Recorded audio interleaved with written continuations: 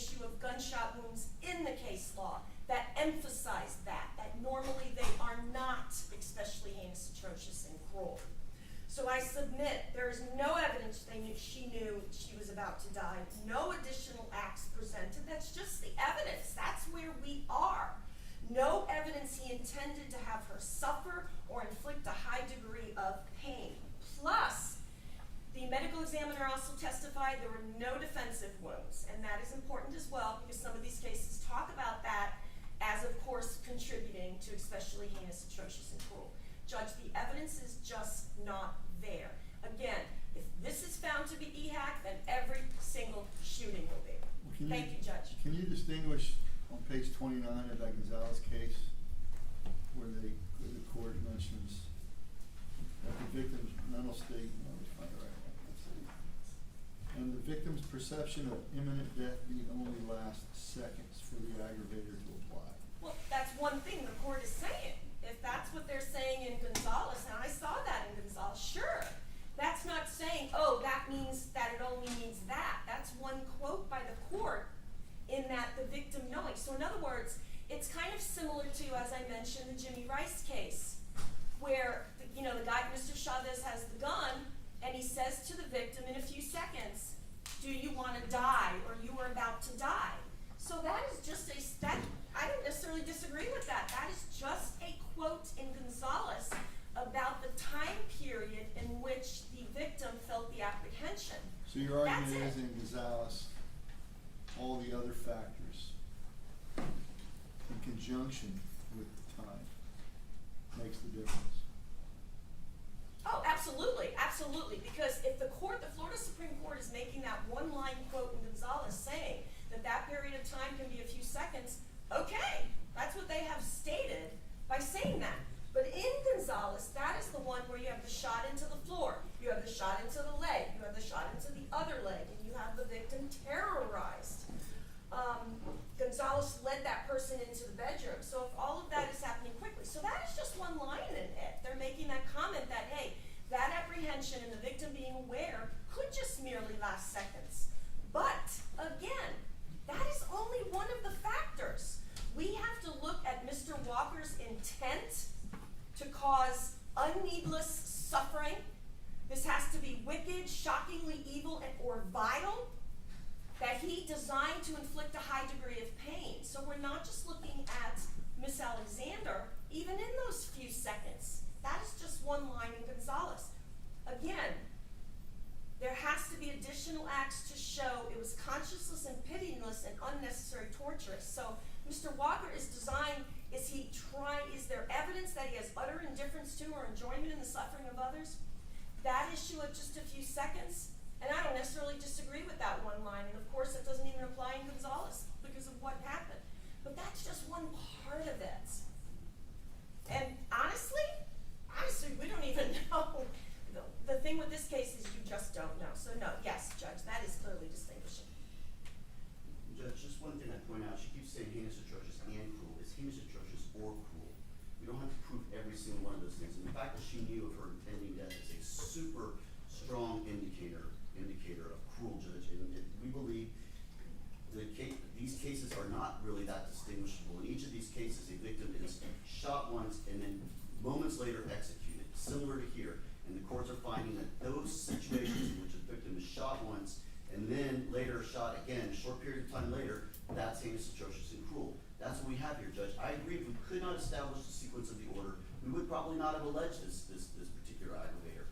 The fact is, we can prove the sequence of the orders, and we can prove that the first shot she received was not a fatal shot. She was alive, she was in fear, she was in a place she had no idea where she was because she had been taken there by this man. She gets out of the car, she walks away from the car, so clearly has ability to move, knows what's happening, and clearly knows death is right around the corner from the man who just shot her and is now getting out of the car himself. So all of that, Judge, is consistent with all of these cases in which you have an individual who was shot and then mere moments later executed, and the courts have found that the knowledge of the impending death is what makes it AJC. So that is why we believe this case does qualify and it should be a question for the jury. Let me ask you this, Mr. Terry. I'm going to find this restated, 545 Southern Second, 864, Florida Supreme Court. In that case, an officer of the law was murdered. 2 shots were fired within 16 seconds of each other. And despite the fact that the officer was shot while kneeling on the floor with his hands upraised, the court found that that was not hack. So how do you reconcile that with Rivera without recognizing the fact that in Rivera, the victim had witnessed her husband or her significant other being shot twice and then executed before she was shot. So while the court may say mere seconds, but there was quite a history before the second victim was killed in Gonzalez. In that case, Judge, he was shot and killed pretty much instantly. In the case But if you look at the law enforcement officer. If you look at the language preceding the line on that page where it talks about only mere seconds is fine, and it talks about the common sense understanding of witnessing someone getting shot twice and executed had some effect on that victim as well, mere seconds, but it's not, I don't think it's taken in isolation. And it's hard to. And I agree, Your Honor, there are cases, we could sit here all day and go back and forth on cases because Right. it is such a close call. But one of the things that I believe the courts take very seriously is this knowledge of impending death. And I'll go back to Phillips v. State, in which this individual was stalked. In the same sense, quite honestly, our belief is Nilexia Alexander was stalked by this individual when he was looking around trying to find her. Okay, it shot twice in the chest and then fled a short distance before being killed by repeated shots in the head and neck. I don't see how we can distinguish this case from that case. And which case is that again? That's the Phillips v. State case, Judge, 476 Phillips. Southern Second 194. Okay. And it says, the trial court correctly surmised that between 2 volleys of gunfire, the victim must have agonized over his ultimate fate and properly considered the circumstances in the sentencing process. I don't see how it's any different than what the situation we're talking about here. And again, Judge, we could go be pulling up cases literally all day long. I can't tell you how many cases there are on HAC in the state of Florida. And slight little tiny differences will distinguish each one. But one thing that seems to be consistent, especially when it comes to gunshots, is that if there is a delay between a first shot and a fatal shot, that generally will fall under the HAC, almost always. At least everything I've read. And so I tried to pull out some of those cases that I saw that seemed to be indicative of that. And here we have that exact same thing as we have in Phillips, where you have a person stalked, and then shot twice in the chest, fled a short distance, which is kind of what we have here, Judge. I don't see how it's much different. And then killed by repeated shots in the head and back.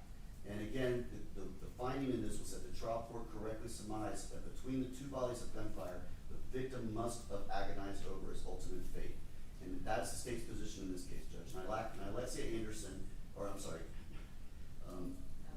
Nilexia Alexander was shot, and in those 9 seconds clearly must have agonized over her fate because she knew she was in a horrendous situation and she was going to be killed. And so for that, Judge, we cite Phillips, and we believe that we have a case of heinous, atrocious, or cruel. All right. Judge, he keeps talking about she knew of her impending death. There is more than that right in the jury instruction. And Phillips, they even said the victim fled 100 feet.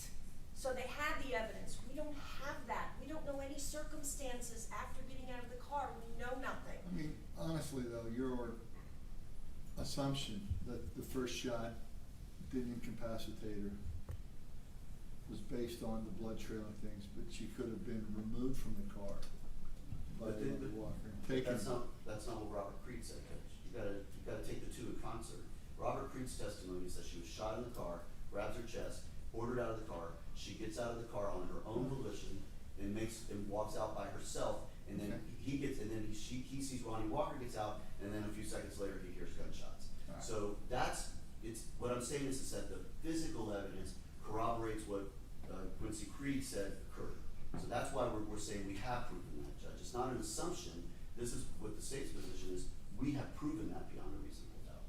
If I could just correct Mr. Terry on one thing. He said that after being shot, Creed indicated, Mr. Walker said, at that point, get out of my car. is not what the evidence was. It was prior to that. They had the argument, are you having sex? No. Then Mr. Walker says, get out of my car, then the first shot. So I just wanted to clarify that. Okay, Judge, Yeah. that's regardless of that, I'm just saying. I understand. She got out of the car of her own volition, her own abilities, and was not dragged out, was not pulled out, was not carried out. She got out and was walking and bleeding, which means the only shot that it could have been was the one to her back. I understand. All right, so I'm gonna reserve it out for a moment while what is the next issue? So the next one? The next issue? Yes. Okay.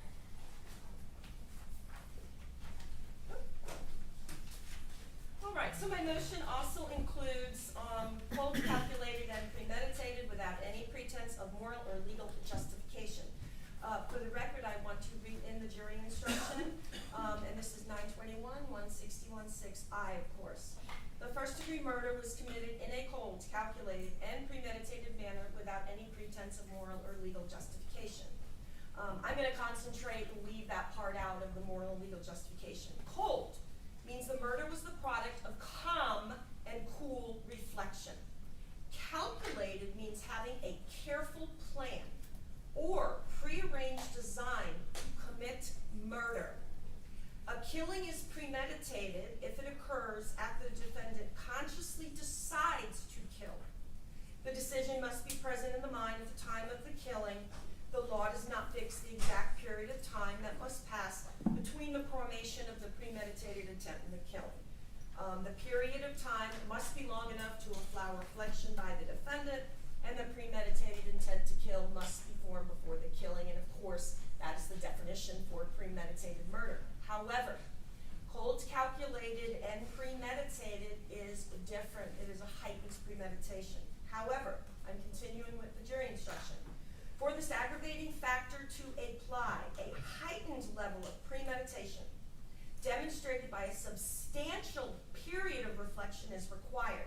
And then it goes on to, and I will read it into the record, a pretense of moral or legal justification is any claim of justification or excuse that, although insufficient to reduce the degree of murder, nonetheless rebuts the otherwise cold, calculated, or premeditated nature of the murder.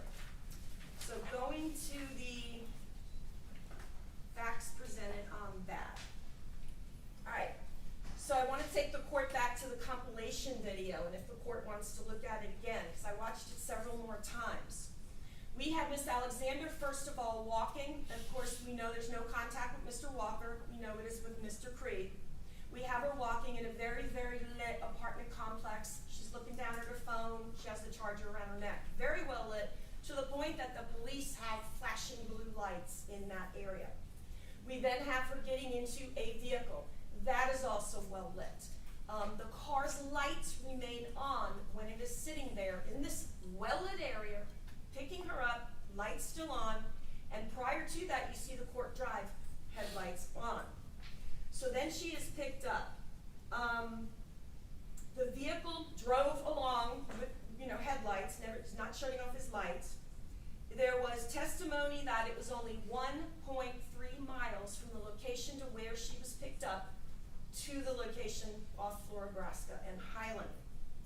Now, the video from the corner of Floribraska and Highland, which is the one with might potentially be a spider leg across the camera, the timestamp is off. However, my sequence of discussing it, even with the timestamp wrong, satisfies what I need to talk about. The car is first seen at 2:59 and 21 seconds coming down Highland with its headlights on. The vehicle then turns down Floribraska, still with its headlights on. The car goes down a short distance out of view. We know down there further is a dead end, because that part of Floribraska is a dead end. That car did not sit at this dead end. There has been so much talk about this being a dark, isolated, and desolate area. This is not an orange grove. This is not fields off the interstate. The car goes a short distance, goes out of sight, and must make a U-turn where that dead end is, and comes back. It is not in the dead end. It comes back and parks in front of a lot that doesn't have a house on it. This is a residential neighborhood. This is not some desolate, isolated area. If Mr. Walker planned on murdering her and wanted wanted to murder her, why doesn't he take her off to some field? Why does he take her to a residential neighborhood? He could have sat back in the dead end. He didn't. He made the U-turn and parked in front of where there was not a house for that area. So the headlights at that point do not go out until the vehicle parks there. The vehicle parks there 3:00 and 4 seconds, and again, that's off, but for my purposes, the timing works. 3:00:51, so presumably in that time period, we have the shooting, 47 seconds, as we've mentioned before. The lights then go back on, because the car is now gonna move. It goes back on, the headlights briefly like flicker off, and then they go back on. So 1.3 miles. The testimony, Detective Whelan said it was not far from the location where she was picked up to the scene. The vehicle is never at any time from that video itself at that dead end. He is not. He is more towards the intersection of Floribraska and Highlands. Alan Wallace, who lived in the neighborhood and was studying for the bar, saw the vehicle. He testified that the vehicle's lights were on, and in fact, they were shining into his window, and it disturbed him while he was studying for the bar. His comment was the car was, quote, in the middle of the street.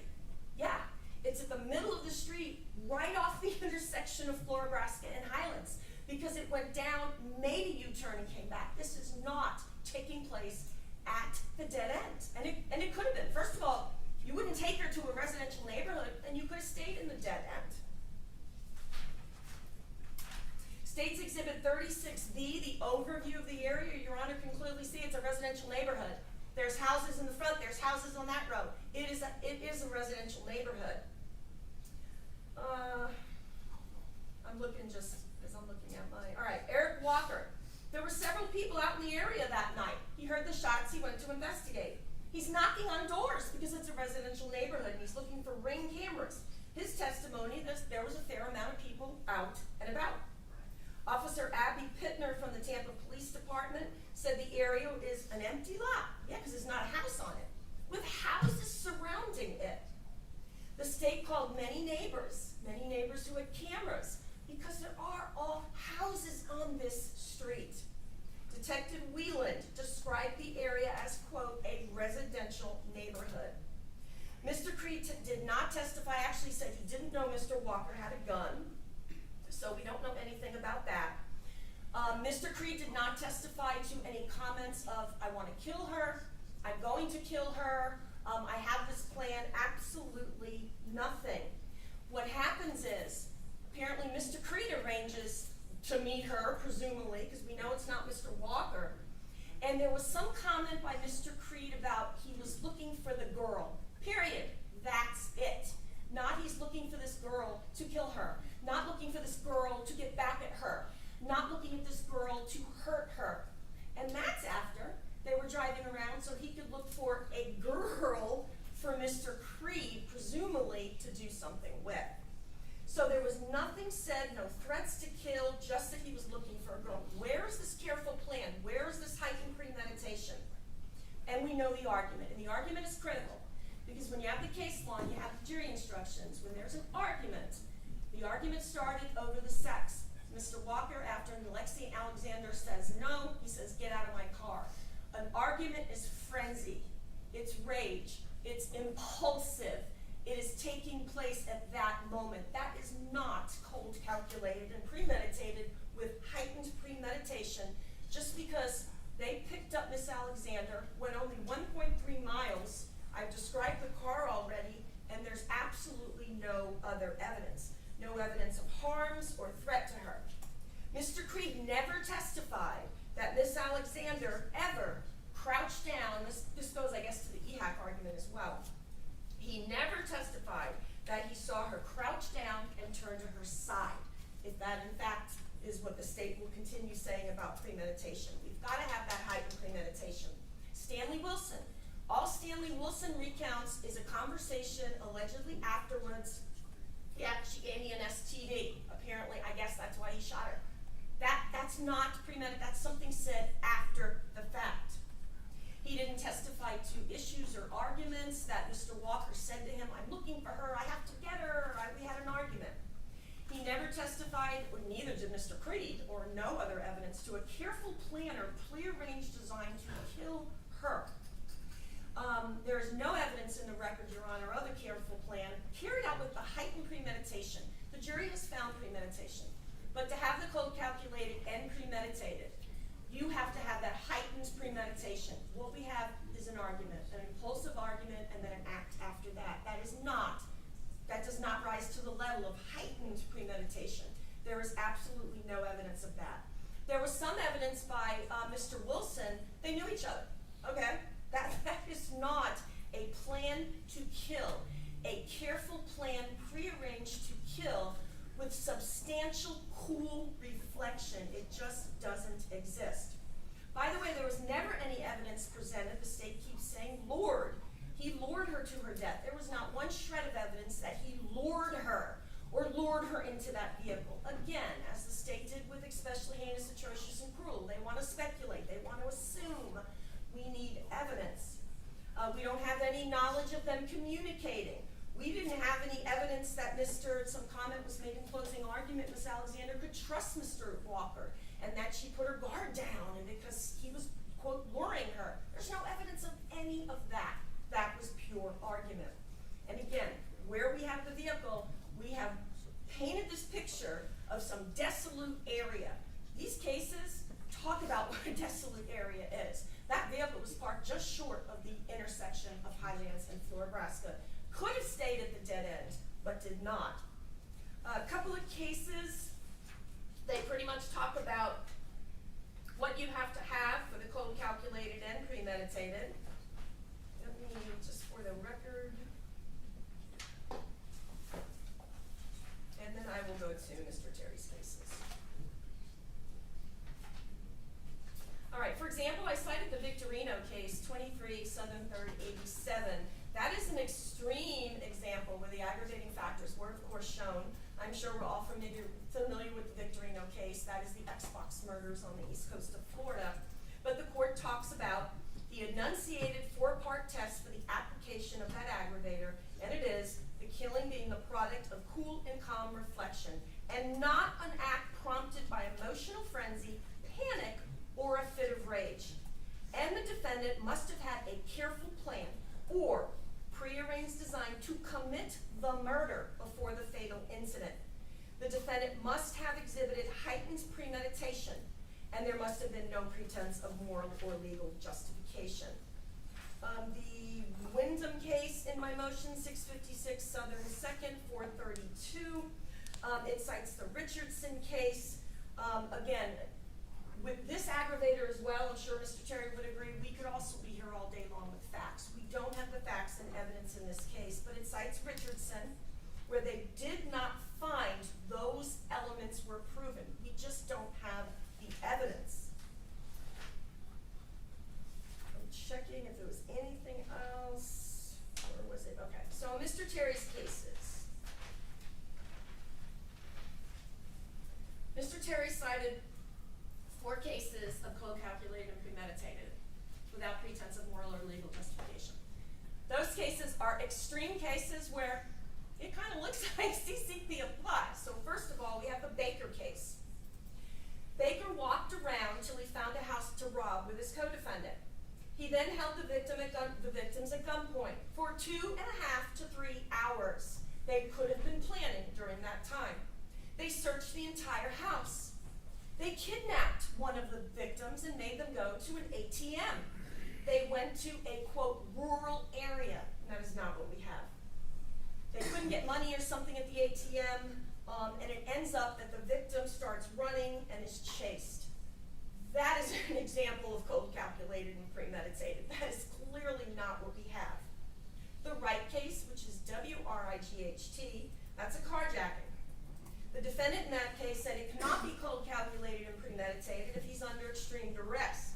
Then the court went on to some of the facts. There was an abduction in that case, and the victim was executed. 2 witnesses described what the defendant told them about the murder, how he lured the victim, and how he carjacked the victim. Distinguishable.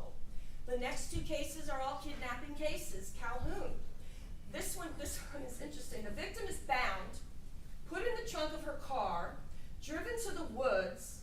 The car is doused with an ignited fluid and left to die from smoke inhalation after a fire starts on the car. So that is showing an intent to kill, a heightened premeditation after a kidnapping at Olin's Acts. And finally, Thompson is also a kidnapping. The victims were driven to an isolated area, which we do not have. After the defendant walked into the office, I believe like a cemetery, with a gun and a knife. And after he walks in, he has them lay down on the ground, and the case continues on about the facts in that case. Those kind of seem like co-calculated premeditated. That is not what we have in this case, Your Honor, and we ask that you strike that as a matter of law, because you are the trier of fact and know the case law. Thank you, Judge. Mr. Terry. Yes, Your Honor. So, Your Honor, I believe this is clearly a case of cold calculated and premeditated. We have an instance where we have an individual who says he was looking for her, clearly had a plan to find her. He then located her. He then drives her to this location, Judge. And I know Ms. Schlemmer keeps wanting to say it's not isolated. This is the middle of the night. She leaves out that part of it. Okay, this is 3:30 in the morning, or 3 o'clock in the morning. He drives there. She has it's a dead end street where he turns around, and he does turn the lights off as soon as he gets there. He also places his vehicle, Judge, and I think this is very important. Ms. Schlemmer didn't mention it. He pulls the driver's side of the car up to that vacant lot. He didn't park in any other location around there. He didn't park in front of a residence. He didn't park on like right next to the corner. He parked right next to that vacant lot. Why would he do that, Judge? Because it's a spot where he could easily dump her body. This was an intended plan he had thought of and planned to do from the very beginning. He took her there. He obviously armed himself. Okay, that's one of the factors that's considered in this. He's a felon, so he had to find a way to get a firearm and got a firearm, armed himself, found her, drove her to that location, which obviously in the daytime it might be a different situation or a different scenario, but we're talking night. Even Mr. Creed said it was incredibly dark there, couldn't see anything. There were no street lights. He then pulls up there, asks her a single question. All we know is he said, "Are you having sex?" And she said no. And then he says, "Get out of the car." There's nothing else about any sort of an argument, anything like that, just that they were basically, he was upset with her for having sex. And we know from, I guess, Stanley Wilson that, at least if you believe him, that it was because of an STD. Either way, Judge, he then follows her out of that car. She gets out of that car, granted after being shot. He could have driven away. Again, there's case law about that where they could easily get away. There's no reason to continue on with this, but he did. He continued on, and he went and he executed her, Judge. And that is, execution-style killings are by definition cold. And that's in every single one of these cases I cite. So, Judge, I think this is very similar to all of these. Where a defendant has the opportunity to leave a crime scene with the victim alive, but instead commits the murders. Those are things that are found by their very nature. Execution-style killings satisfy the cold element of CCP. The calculated element applies in cases where the defendant arms himself in advance, kills execution style, plans his action, and has time to coldly and calmly decide to kill. When he got out of that car, Judge, he had 9 seconds to decide what he was going to do. And he walked up to that young girl and shot her in the head. That is cold, calculated, and premeditated. Again, all of these cases I cite, they drive to remote locations or isolated areas. And again, it's the state's position that this does qualify. Granted, it's not an orange grove miles and miles away, but it is a dark, secluded area with in a vacant lot in a field, basically, where it's an easy place to leave a body. I was citing there Wright v. State, 1973, 277. Again, in Baker v. State, 71, 7, 3rd, 802, execution-style killing is by its very nature a cold crime. Again, it says the calculated element applies in cases where the defendant arms himself in advance, kills execution-style, plans his actions, and has time to coldly and calmly decide to kill. A plan to kill may be demonstrated by the defendant's actions and the circumstances surrounding the murder, even when there's evidence that the final decision to kill was not made until shortly before the murder itself. That's another important aspect of this, Judge. There's no time limitation, okay? Here it says it may be demonstrated by the defendant's actions and the circumstances surrounding. It's the state's position, Judge, driving her to this location where she's not, as far as we know, she's unfamiliar. It's dark. It's a vacant up there, the way he pulls up there, all of that shows a plan, a place to put her, and at least put her body after he kills her.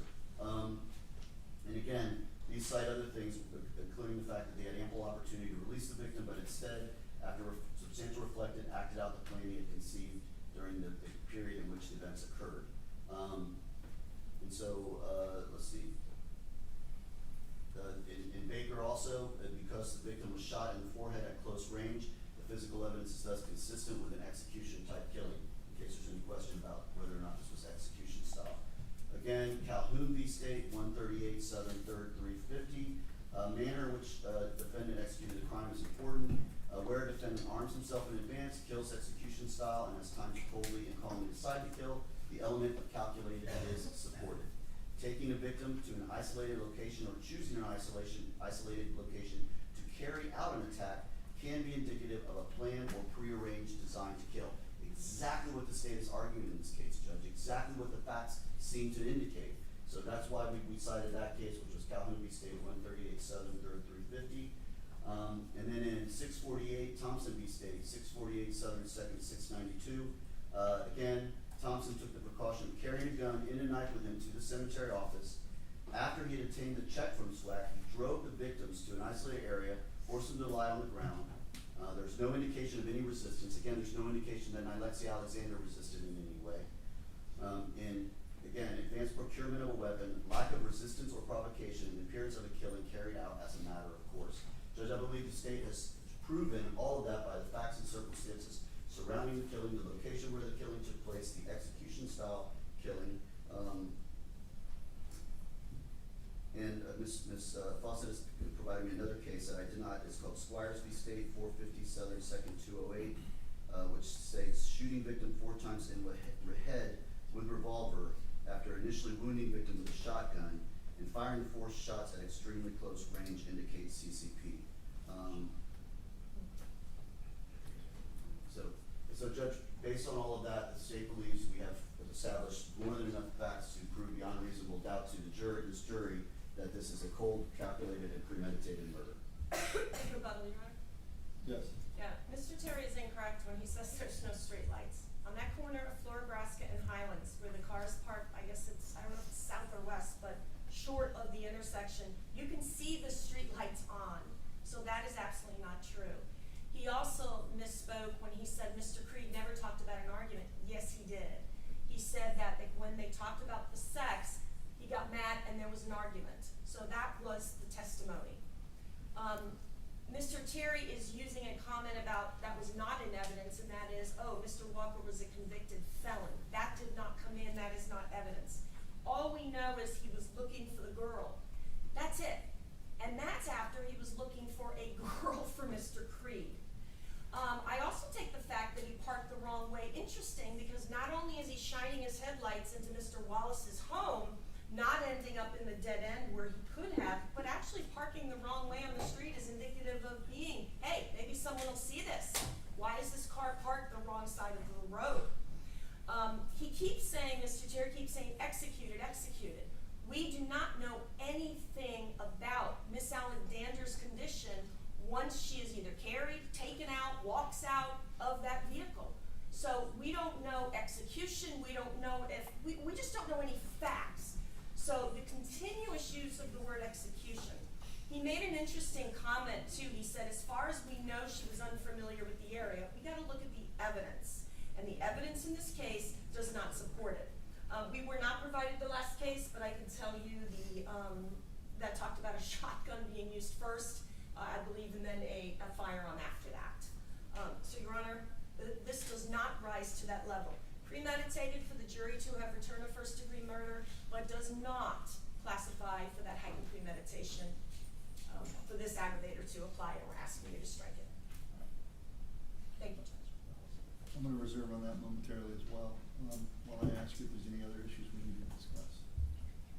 Any other issues we need to discuss? Yes, unfortunately. Okay. All right, let me get a timing on this, because that jury's been back there for 45 minutes now almost. So how much longer? So we have to talk about a situation and another motion I filed to exclude the testimony of Raymond Lee. and the prior violent felony. I think that's pretty much, is that the remaining issue? Do you have anything? Oh, and the victim impact judge, we were supplied with the victim impact late yesterday afternoon. I have taken a look at them. Overall, they're very good. There's only a few couple lines that, for the record, I want to object to. So that'll only take a couple of minutes. Just overall, how much time do you think? Those two issues, 15, 20? For everything? Oh, we also have a problem because if the court does not exclude Mr. Lee, but you will hear about this, we need to be able to depose him, but I have to explain to you why and what happened. All right, court will be in recess for 5 minutes and we'll address those issues. And try to figure out what to do with the jury. Court stands in recess.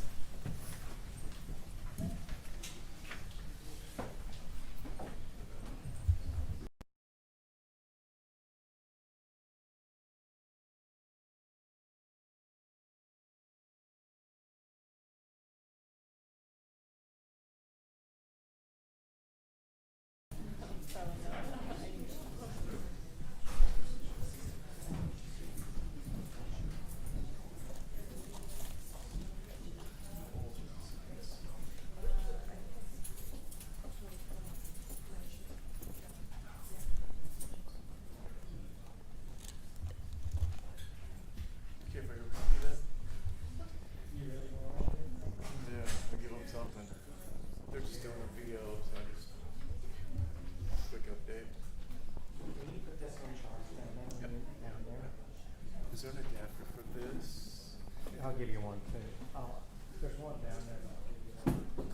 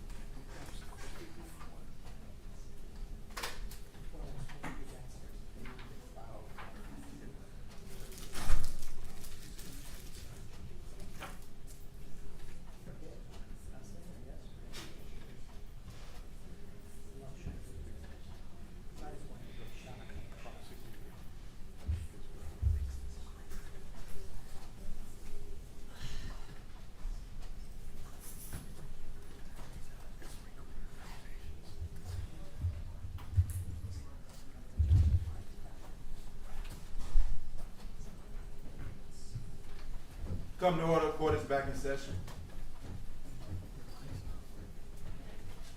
Can I turn this up? Yes. I didn't get that. Could you try again? What was that? Oh. You good down there? All right, back on the old way, please. What's that?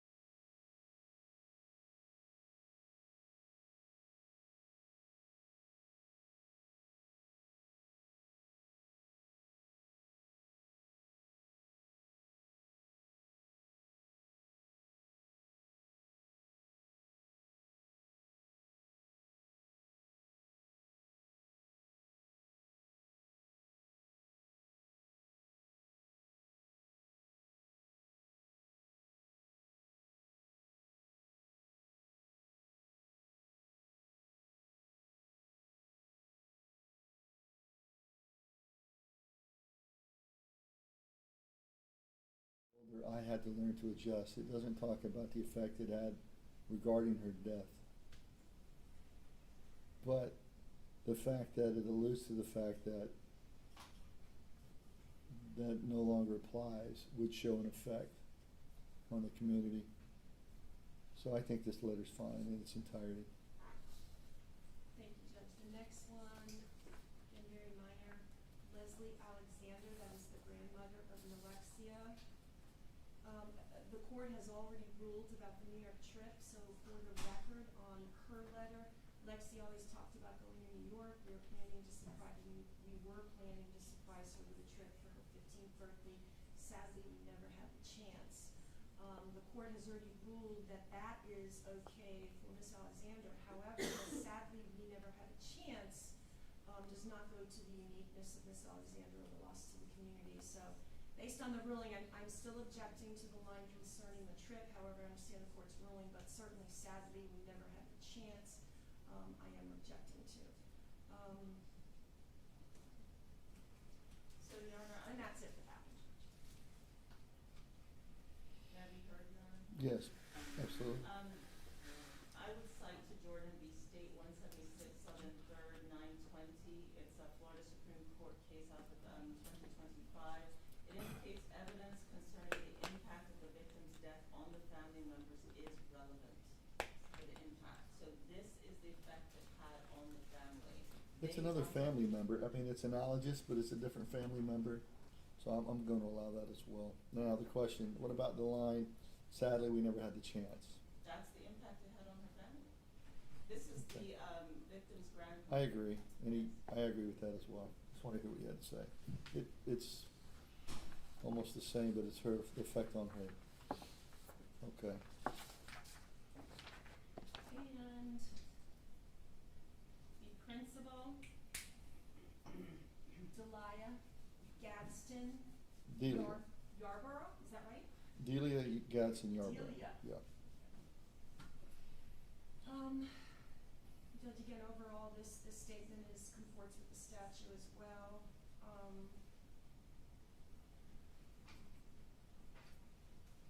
I'm just consulting with co-counsel.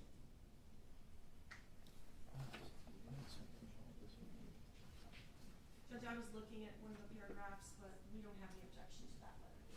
All right, very good. Okay. Next on the agenda. Okay. And Ms. Fawcett, you may have these back. Thank you. Thank you. Okay.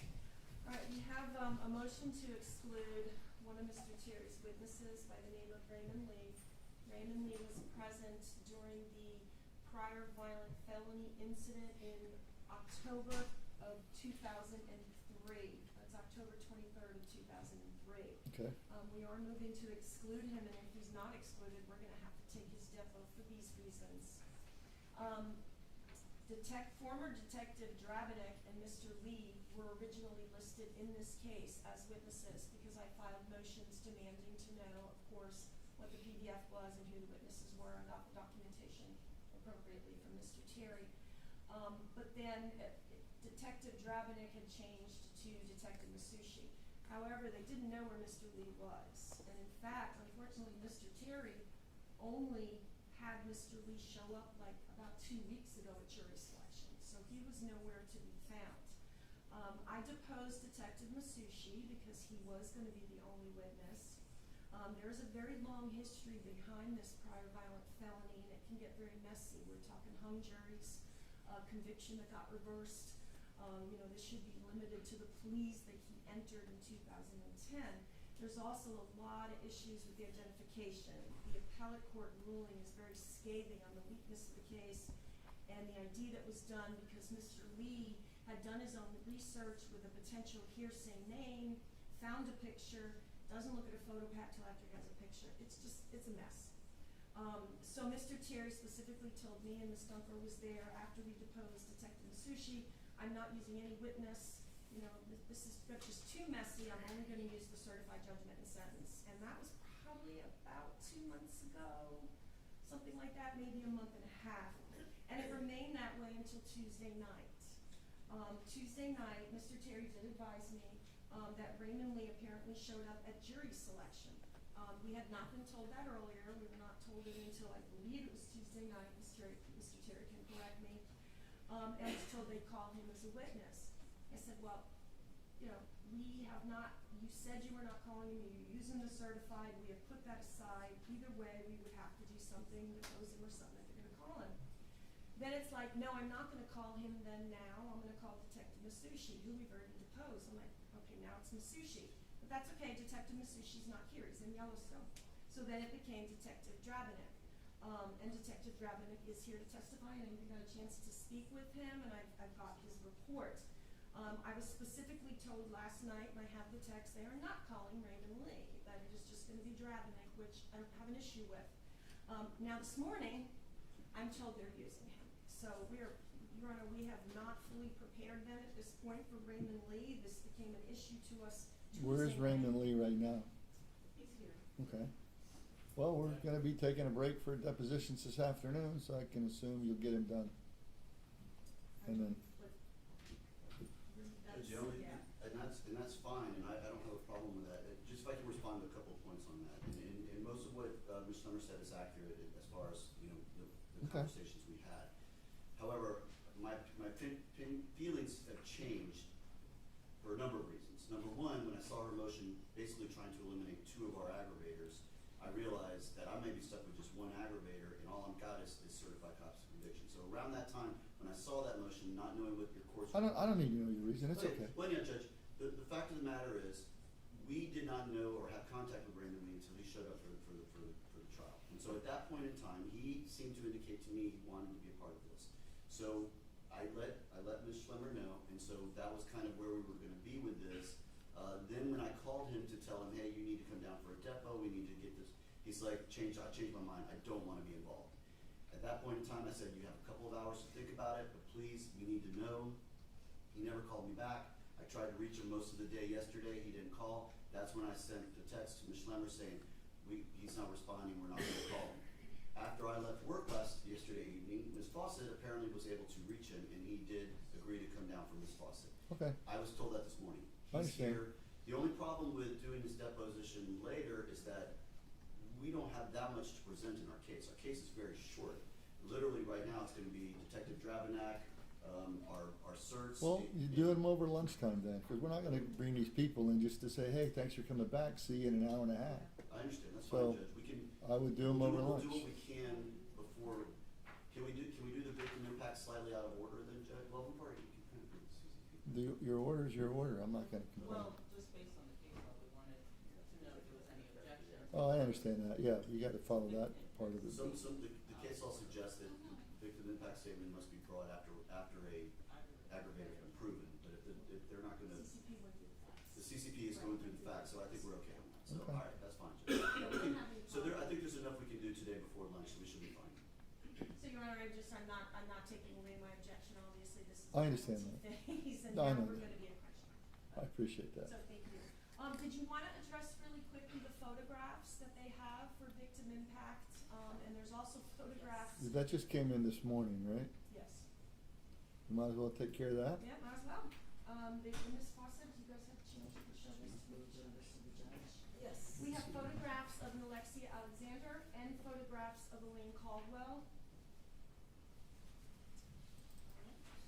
Okay, Would you like me to approach her? yeah, let me look at it. Okay. This is the section for first victim, second victim. You plan on introducing both packets, correct? Yes, Your Honor.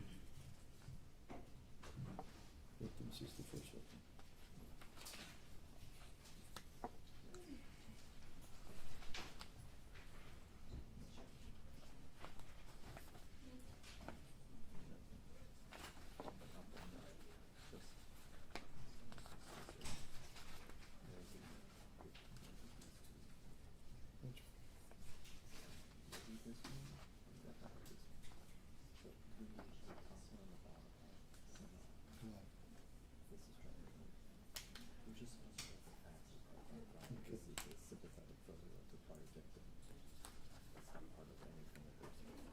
I'm just not sure it's needed. says no.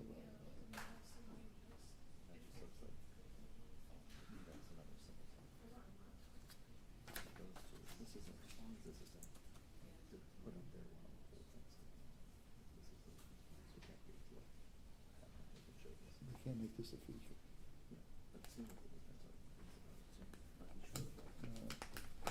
And then this bracket, this would be our current victim.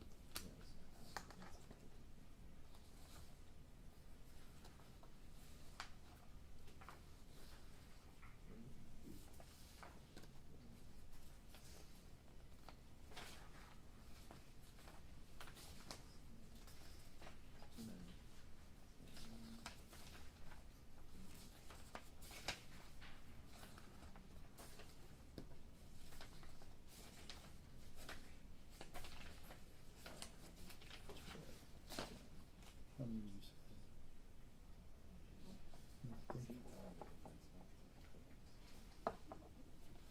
All right, okay, regarding the victim in the first case, what is your opinion on those? Yes, Judge, we are objecting to those. As we all know, the Florida Supreme Court is quite clear that we cannot make the prior violent felony the feature of the case. We are already calling the lead detective. We are already potentially calling Raymond Lee. The Duncan case that I sent to the court, in that case, they talk about like gruesome photos, but they're talking about the use of photos and how they already have the detective. We're making it the feature of the case with autopsy photos. We're not actually getting, as far as I know, she was shot one time. I don't think any medical examiner is being presented to say it would assist or aid them in any way. So based on Duncan, and the fact that it makes it more the feature of the case, and we already have testimony, we are objecting to any photographs of Elaine Caldwell. If in fact the court was going to allow a photo, which I would still object to, we certainly are objecting to the autopsy photos. There is one of her, if the court, but I'm not giving away my objection, just saying if the court wants to consider that. State, just response to the first crime victim. So, Your Honor, the state would cite to Wyatt v. State. It's found at 641 Southern 2nd 355. It's a Florida Supreme Court case from 1994. So the Florida Supreme Court has previously indicated that photos of the other victim may be admissible. So this is another victim. We're trying to show the injury to this particular victim. The lead detective is present to testify, and he also attended the autopsy. Why is this relevant? Because this is another female victim who was shot in the head, and the victim in this case, Nilexia Alexander, was shot in the head. It is not that the court is indicating that the prior victim's photographs are inadmissible. It's to the contrary. The Florida Supreme Court indicates that it is appropriate for the jury to see photographs of the prior victim. The Duncan case that the state has cited does not stand for the notion that that photographs of the prior victim are inadmissible. In fact, in the case cited by the defense, it says the defendant murdered his fiancée with a kitchen knife, and they talked about that. The defendant in that case argued that the trial court committed reversible error in admitting extremely gruesome photos that were depicting gaping wounds to the prior victim's head and face. The photographs related to the defendant's 1969 conviction of second-degree murder. Although the Supreme Court did agree that the prejudicial effect of the gruesome photographs outweighed its probative value, the error was harmless beyond a reasonable doubt. Once admitted, no further references were made to the photographs. Moreover, the jury was well aware of the fact that the defendant had previously been convicted of a brutal attack. We are establishing that the defendant was in fact convicted of a brutal murder, that in fact the murder was a shooting, that in fact this is that prior victim. The photographs that have been provided to the court depict that particular injury. The detective went to the autopsy. I understand. And I just selected very few photographs that were not overly gruesome in any way. Judge, I cited Duncan v. State just for the record. The court has it, so does the state 619, 7nd 279, we know it's within the court's discretion. You know, there's no bright line rule that photographs admissible, sure, but it's also an issue of 9403, as Ms. Fawcetti had mentioned, that this is gonna become the feature of this case. I mean, we're calling already Raymond Lee, we're calling Detective Drabanek. It's the probative value is outweighed by the prejudice, and it's gonna make this the feature of the case, and the Florida Supreme Court is clear, that cannot occur. The state has to be able to prove its aggravating factors, and one of the aggravating factors in this case is the prior violent felony, which is this and happened. I understand what you need to prove, stand by.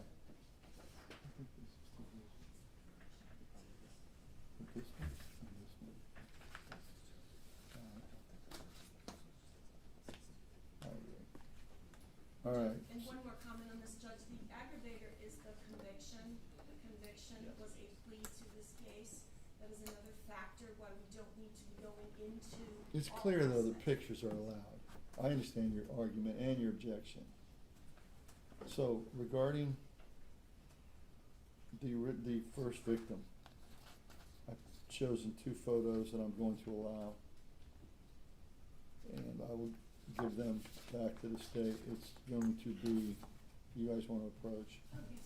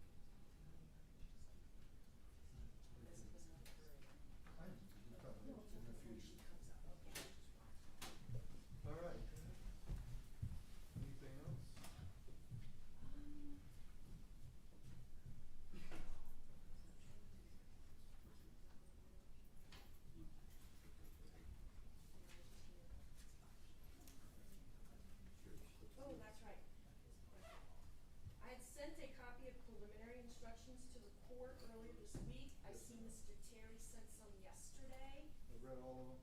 And I sent the preliminary instructions, I believe they are standard, I didn't make any changes that do apply in this case, which is gonna be your instructions for 2018. Correct. Any disagreement? The instructions, I thought I might provide standard instructions as well. Well, you guys have each have given me some. If you wanna go over that during the lunch break and see if there's any, But you're gonna read them now. You're gonna though. read it, oh, you wanna go through them right now? Oh, you wanna do the charge conference now? No. Oh, yeah, you're talking about just the preliminary instructions. Yes. Yeah, let me look, because there's two different sets. The state took it directly from the statute book, which I believe is. The 2018 statute book, Is that? the old statute book, right? I'm not sure, I probably took it from the English statute. I I didn't. have a copy. Let me find. I do have a copy, and I can show it to Mr. Terry, preliminary Come help me instructions sort for through 2018. these. That's gonna be 2018. to find that. I got it out of the way.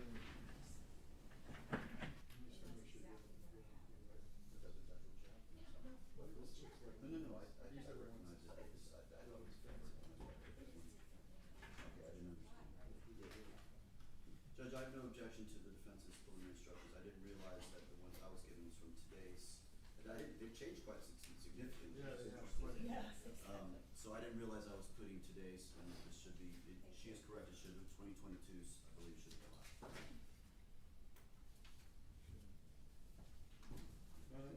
Just, it's 3 pages, correct? yes. Just wanna make sure. And Judge, if you can just kind of let the jury know that the delay is no fault of the state or the defense. Oh, I will. Okay, don't want them Blame it all on to me. be mad at us.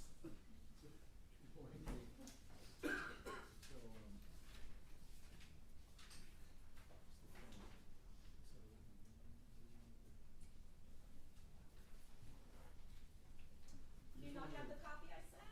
I have it. Okay. What I'm saying is, logistically, we bring them in, you want me to read these and then dismiss them for lunch? Or you just wanted to dismiss them for lunch and you start at the top? We can probably get openings in, I would leave. My opening's not Okay. super long. I don't think either of our We'll openings. do that, so preliminary instructions, openings, lunch break, very Okay. good.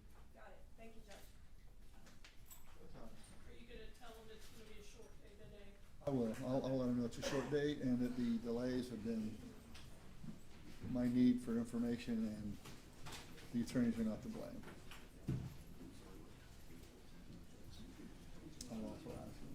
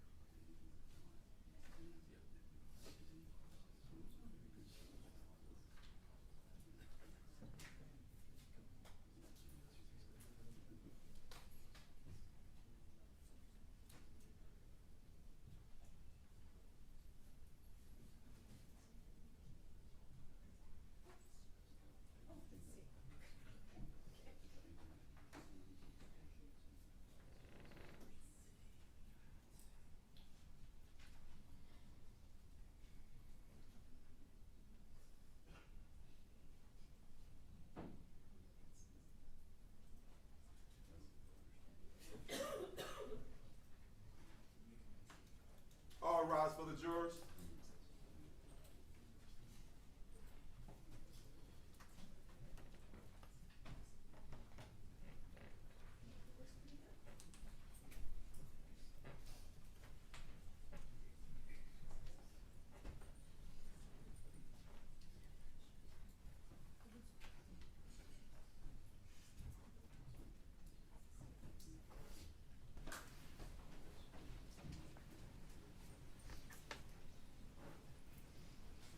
Y'all may be seated.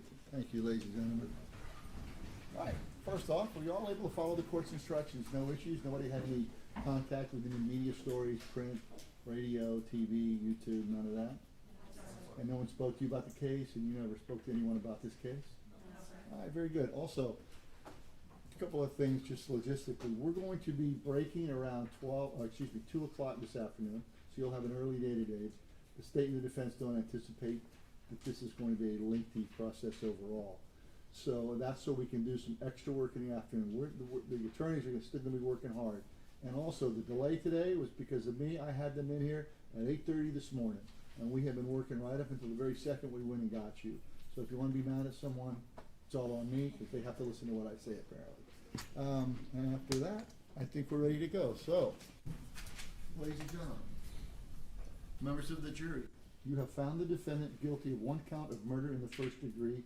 This punishment for this crime is either life imprisonment without the possibility of parole or death. Before proceeding further, it will be helpful if you understand how the proceedings will be conducted. The attorneys will have an opportunity, if they wish, to make an opening statement. The opening statement gives the attorneys a chance to tell you what evidence they believe will be presented during the penalty phase of this trial. What the lawyers say during opening statements is not evidence, and you are not to consider it as such. After the attorneys have given their opportunity to present their opening statements, the state and the defense may present evidence relative to the nature of the crime and the defendant's character, background, or life. You are instructed that this evidence, along with the evidence you have heard during the guilt phase of the trial, is presented in order for you to determine, as you will be instructed, 1, whether each aggravating factor is proved beyond a reasonable doubt, 2, whether the aggravating factors found to exist beyond a reasonable doubt are sufficient to justify the imposition of the death penalty, and 3, whether mitigating circumstances are proven by greater weight of the evidence, 4, whether the aggravating factors outweigh the mitigating circumstances, and 5, whether the defendant should be sentenced to life imprisonment without the possibility of parole or death. At the conclusion of the evidence, and after argument of counsel, you'll be instructed on the law that guides your deliberations. Aggravating factors. An aggravating factor is a standard to guide the jury in making the choice between the verdict of life imprisonment without the possibility of parole or death. It is a statutorily enumerated circumstance that increases the gravity of the crime or the harm to the victim. You must unanimously agree that each aggravating factor was proven beyond a reasonable doubt before it may be considered by you in arriving at your final verdict. In order to consider the death penalty as a possible penalty, you must unanimously determine that at least 1 aggravating factor has been proven beyond a reasonable doubt. The state has the burden to prove each aggravating factor beyond a reasonable doubt. A reasonable doubt is not a mere possible doubt, a speculative, imaginary, or forced doubt. Such a doubt must not influence you to disregard an aggravating factor if you have an abiding conviction that it exists. On the other hand, if after carefully considering, comparing, and weighing all the evidence, you do not have an abiding conviction that the aggravating factor exists, or if having a conviction, it is one which is not stable, but one which wavers and vacillates, then the aggravating factor has not been proved beyond a reasonable doubt, and you must not consider it in proving your verdict as to the appropriate sentence to the court.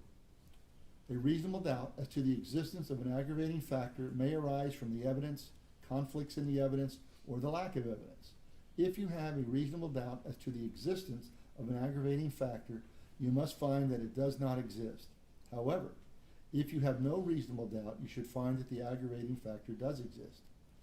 Before moving on to mitigating circumstances, you must determine that the aggravating factors are sufficient to impose a sentence of death.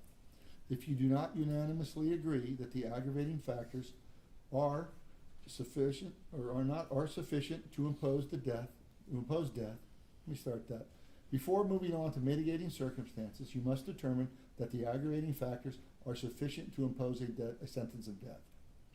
If you do not unanimously agree that the aggravating factors are sufficient to impose death, you do not move on to consider the mitigating circumstances.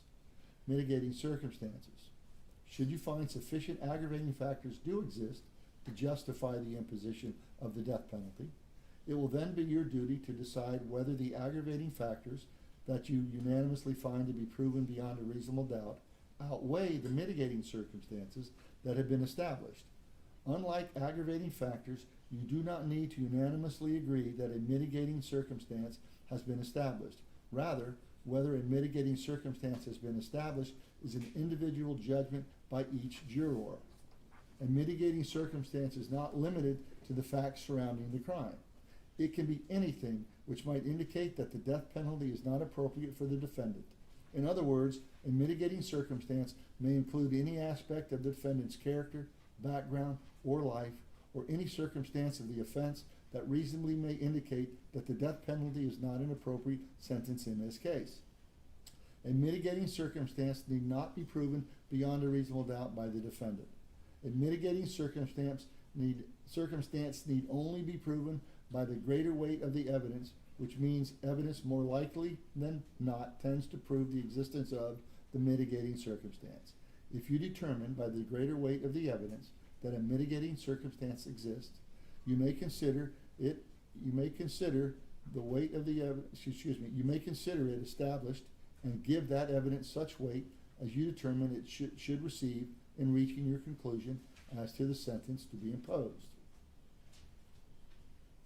Once the state has presented evidence of an existing aggravating factors, victim impact evidence may be presented. Such evidence is only presented to demonstrate Nilexia Alexander's uniqueness as an individual and a loss to the community by the victim's death. However, victim impact evidence must not be considered by you as an aggravating factor. In every criminal proceeding, a defendant has the absolute right to remain silent. From the exercise of a defendant's right to remain silent, a jury is not permitted to draw any inference regarding the existence of an aggravating factor or an appropriate sentence. And the fact that a defendant did not take the witness stand must not influence your sentencing decision in any manner whatsoever. State, you may proceed. Thank you, Your Honor.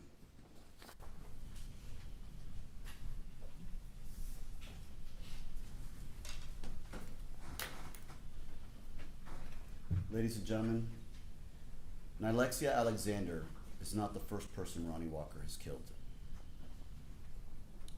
See, back in October of 2003, a woman by the name of Elaine Caldwell was shot in the head.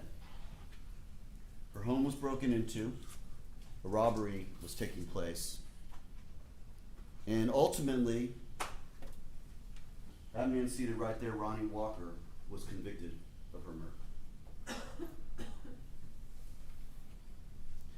That, ladies and gentlemen, is an aggravator, and one of the two the state will prove beyond a reasonable doubt, and which makes Ronny Walker death eligible. We are now at the stage where guilt is not an issue. You have already found the defendant guilty of the crimes he was charged with, and so now we are at the stage which is called the penalty phase. The issue now is your determination of whether the sentence should be life in prison without parole or death. The state will be presenting two aggravating factors. One of the aggravating factors, and I'm going to get into in a minute, that you've already really kind of heard of and heard through the evidence, because here you can still consider all the evidence that was presented in the case, in the guilt phase. Okay? So one of the aggravating factors is an aggravating factor called cold, calculated, and premeditated. And you're going to learn what exactly that is and what the state has to prove. The other aggravating factor that the state has claimed in this case is a prior violent felony conviction. And that is the death of Elaine Caldwell at that man's hands. Now, although you probably don't need any reminding of the process that both Ms. Fawcett and Ms. Schlemmer covered so thoroughly during the voir dire, the state must prove at least one of those aggravating factors beyond a reasonable doubt before you can even consider death. And I think you've heard that even in the judge's preliminary instruction there. And we have no doubt that you will find both aggravating factors have been proven beyond a reasonable doubt, but you need at least one of those aggravating factors proven beyond a reasonable doubt by the state before you can then consider death.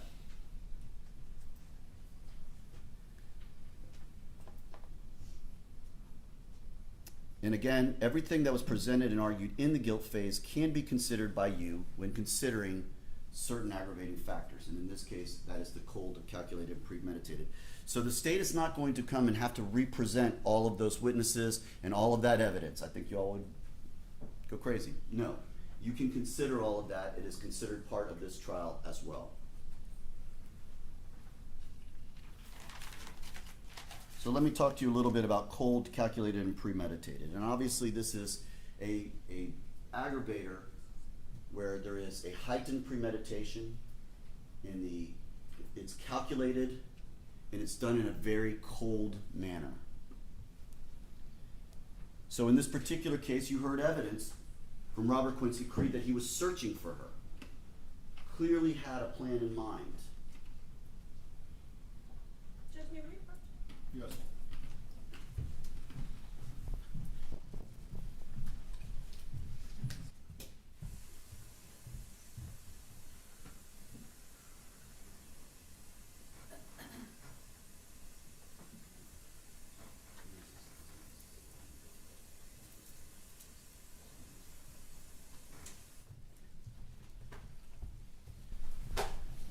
And again, we're not going to represent all this. I'm just showing or explaining to you some of the things that you heard that may apply. But the fact that he was searching for her, that he got her in the car, bought her a drink, and took her, most importantly, to this location in the middle of the night, a dark location, according to Quincy Creed, a location where he pulled up so that the car was easily accessible on the driver's side to that vacant lot where her body could be left. All shows, ladies and gentlemen, heightened premeditation. And all of that is evidence you already have, and evidence that you can consider when determining whether or not it was cold, calculated, and premeditated. And then you heard from Quincy Creed she was shot in the car, and as I described to you earlier, the evidence we believe showed that she walked out of that car and that Ronny Walker confronted her in that vacant lot and shot her 3 times in the head. That is basically an execution style killing. Objection, Your Honor, improper argument. And same arguments made at the bench. All right, I'll sustain. So you can consider how she was shot in determining whether or not this was a cold, calculated, and premeditated kind of case. All of that the state believes, will add up to cold, calculated, and premeditated. That is one of the aggravators, and again, you're not going to hear a bunch of evidence. That's why this is going to be a much shorter presentation for you all. We're not going to go back through all that. We're going to rely on your memories of all of that and informing a decision as to whether or not that aggravator applies. The second aggravator, however, is one you have not heard or learned about until today. So we do intend to present some evidence. It's still going to be very short, and it's not going to be as significant. We're not going to relitigate that case. We're not going to do all that, but we are going to present a couple of witnesses, or at least one witness, to tell you sort of what happened there. Give you a little bit of the facts surrounding what occurred, so you can kind of understand about the prior violent felony. And you're going to hear about Elaine Caldwell, and you're going to hear how this was her home that she was in when Ronny Walker came in there. You're going to hear about the fact that this was a robbery. And that because of them breaking into the home, it was a burglary. That there was another accomplice with that individual. You're going to hear that she was shot in her bedroom and shot in the head and killed. You will see certified copies of convictions that indicate Ronny Walker was convicted of those crimes. You'll hear from the lead detective at the beginning of the investigation, who will describe to you the scene, and he will also tell you he attended the autopsy and describe to you the injury that Elaine Caldwell suffered. All of that will be brought to you. Again, in a more truncated fashion, but a way for you to understand what happened in that prior violent felony conviction.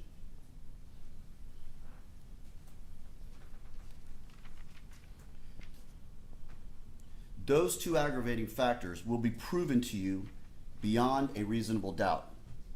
And at that point in time, you can consider whether to sentence Ronny Walker to death or life in prison. You will then decide whether each aggravating factor can sustain a sentence of death. And I submit that you will most likely hear mitigation for Ronny Walker. And you will need to consider all the mitigation the defense provides and give it whatever weight you feel it's appropriate.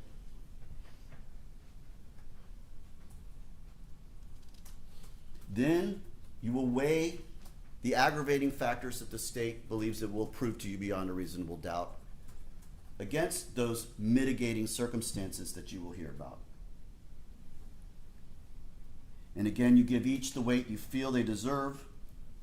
And then if you find that the aggravating factors outweigh those mitigating circumstances, and again, this must be unanimous at this point, then you go to the ultimate decision, and that is whether or not the defendant should be sentenced to death.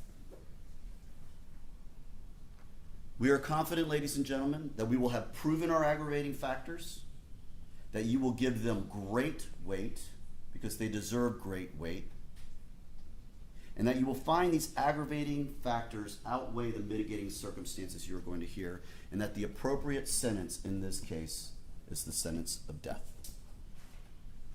Thank you. Schlemmer, whenever you're ready. Thank you, Jeff. You may please support the counsels. Good morning.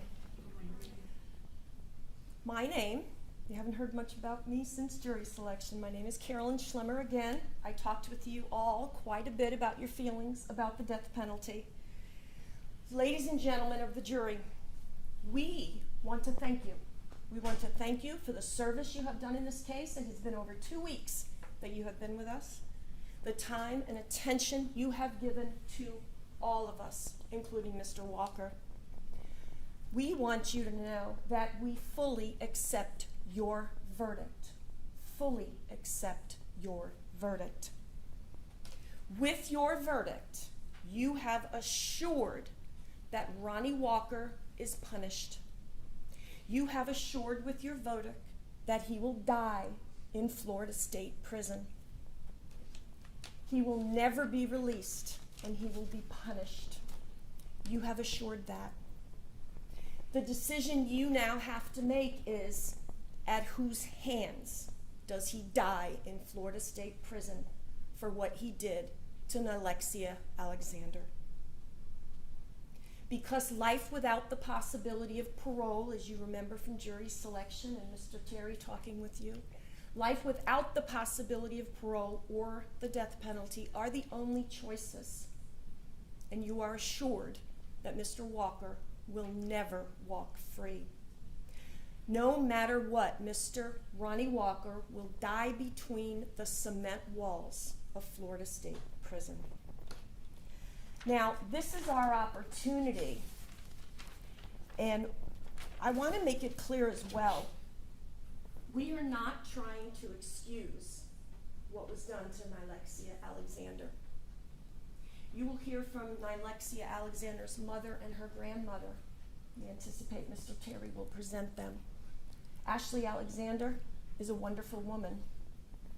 You will hear that's a good family. So we are not in any way, shape, or form going to present mitigating circumstances to you to try to excuse Mr. Walker's behavior. But we have to give you that information, and the law recognizes that information, mitigating circumstances. Not an excuse. Maybe an explanation, maybe explaining, and being given to you so you can make that crucial decision, that individual moral decision we talked about during jury selection. And I agree with Mr. Terry when he summarized the law. There's many steps you will need to go through when it is time to go back and deliberate Mr. Walker's fate of how and at whose hands he will die. You have to find an aggravator unanimously beyond a reasonable doubt. That makes him then eligible, exactly as Mr. Terry indicated. You then have to find that those aggravating factors are sufficient for the death penalty. You then look at mitigating circumstances. You then look at whether the aggravating factors outweigh the mitigating circumstances. And as Mr. Terry said, once you have gone through all of those steps, you're going to make that crucial decision. And you'll hear more later on. The judge will be giving you more about the law before you go to deliberate. Remember, just keep in mind, as we talked about during jury selection, that even if you find that final step, that those aggravating factors outweigh the mitigating circumstances, you can still, no matter what, vote life without the possibility of parole. And that is what we are going to be asking you to do. I want to tell you a little bit about Ronny Walker. Ronny's not perfect, certainly. You've heard the case. No one is standing up here saying that. But you've got to make a critical decision now. But some of the things you will hear, we want to tell you about. January 22nd, 1978, Ronny Walker was born. At the time of Nilexia Alexander's death, he was 44 years of age. He is now at the age of 47 in his life. Ronny has 5 siblings. He's one of 5. One of 6. He has cousins. He has his mother. You will hear of some happy times that Ronny had in close-knit family. But Ronny Walker is a product of his environment. You will hear from his mother, Emma Hamilton. Emma will talk to you about Ronny's life as a child. You will hear that she raised Ronny and his siblings as a single parent. She'll talk to you about that. Up until about the age of 10. Ronny was with his siblings until about that time. You will also hear that because Miss Hamilton is a single parent, his father was never in the picture. In fact, Ronny doesn't know his father. He was never a part of Ronny's life. His name is Larry Walker. He took off on Emma and left her with the 6 children, 3 girls and 3 boys, one of which is Ronny. She will tell you Ronny was quite sick as a child. Ronny suffers from seizures. Seizures that Miss Hamilton will describe to you that happen, and sometimes multiple seizures in a day. He had been hospitalized at 6 months of age for double pneumonia and bronchitis.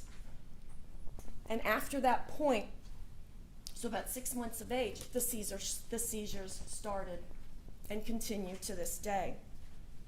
But these seizures would result in head injuries. And Ms. Hamilton will explain to you a seizure even caused him to fall out a window and drop 2 stories and hit his head. You heard in the jail calls that you heard during the guilt phase, you might have heard a stutter. She will talk to you, and other family members will, about his speech being delayed and the stuttering that he speaks at certain times. Now, we're about at 10 years of age. Ronny's growing up with his siblings. But at 10 years of age, Emma Hamilton will tell you she lost custody, gave up custody of her children to her sister, who is now deceased, Gloria Hamilton.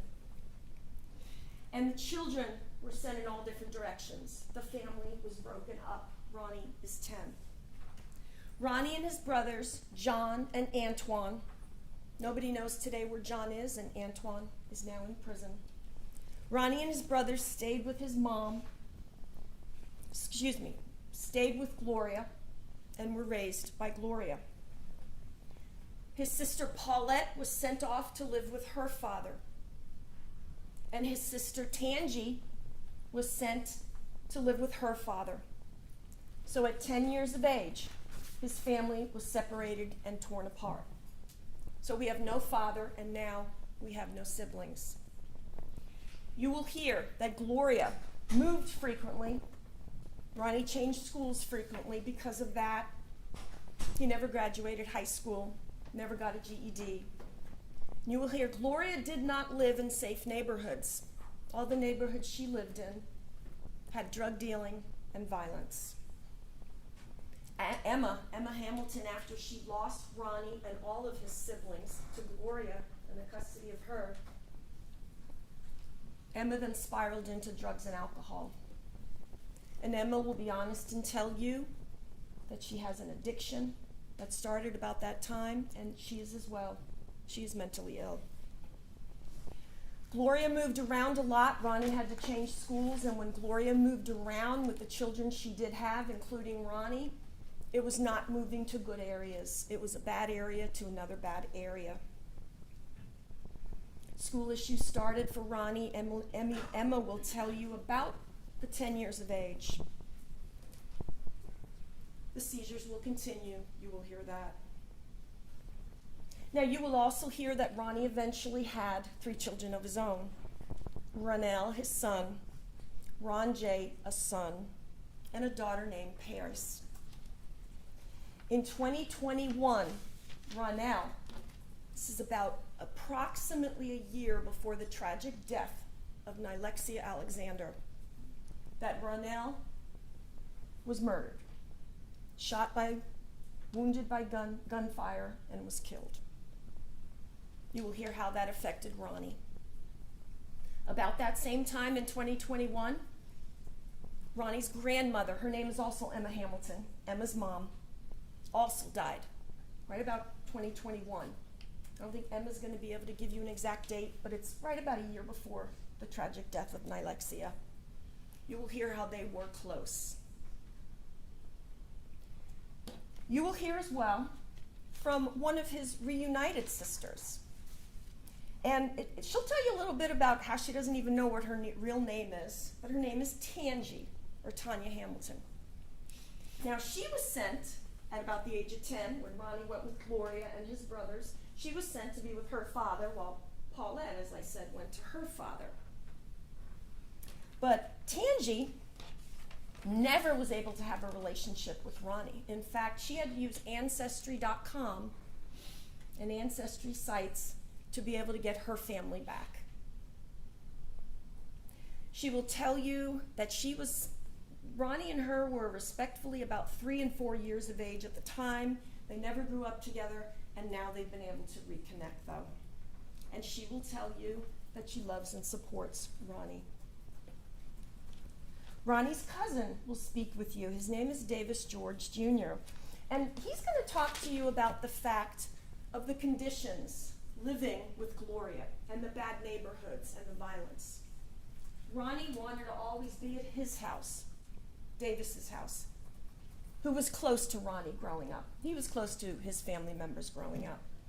He will tell you how Ronny basically lived on the wrong side of the tracks after being taken from his mother and given to Gloria, where Davis is on the other side of the tracks. A good house, lots of sports, his children are successful, and he has had a productive life. And he'll talk to you about the difference and how Mr. Walker always wanted to be over at his house when he was young. And he supports Mr. Walker. And you'll hear from other family members about the effect of Ronny never knowing his father, the death of his son, and the death of his grandmother about a year before this, the witnessing of seizures, the family background. We're going to talk a little bit. We're going to have Emma paint the picture for you who everybody is, because you're going to hear some names, and how they support Ronny.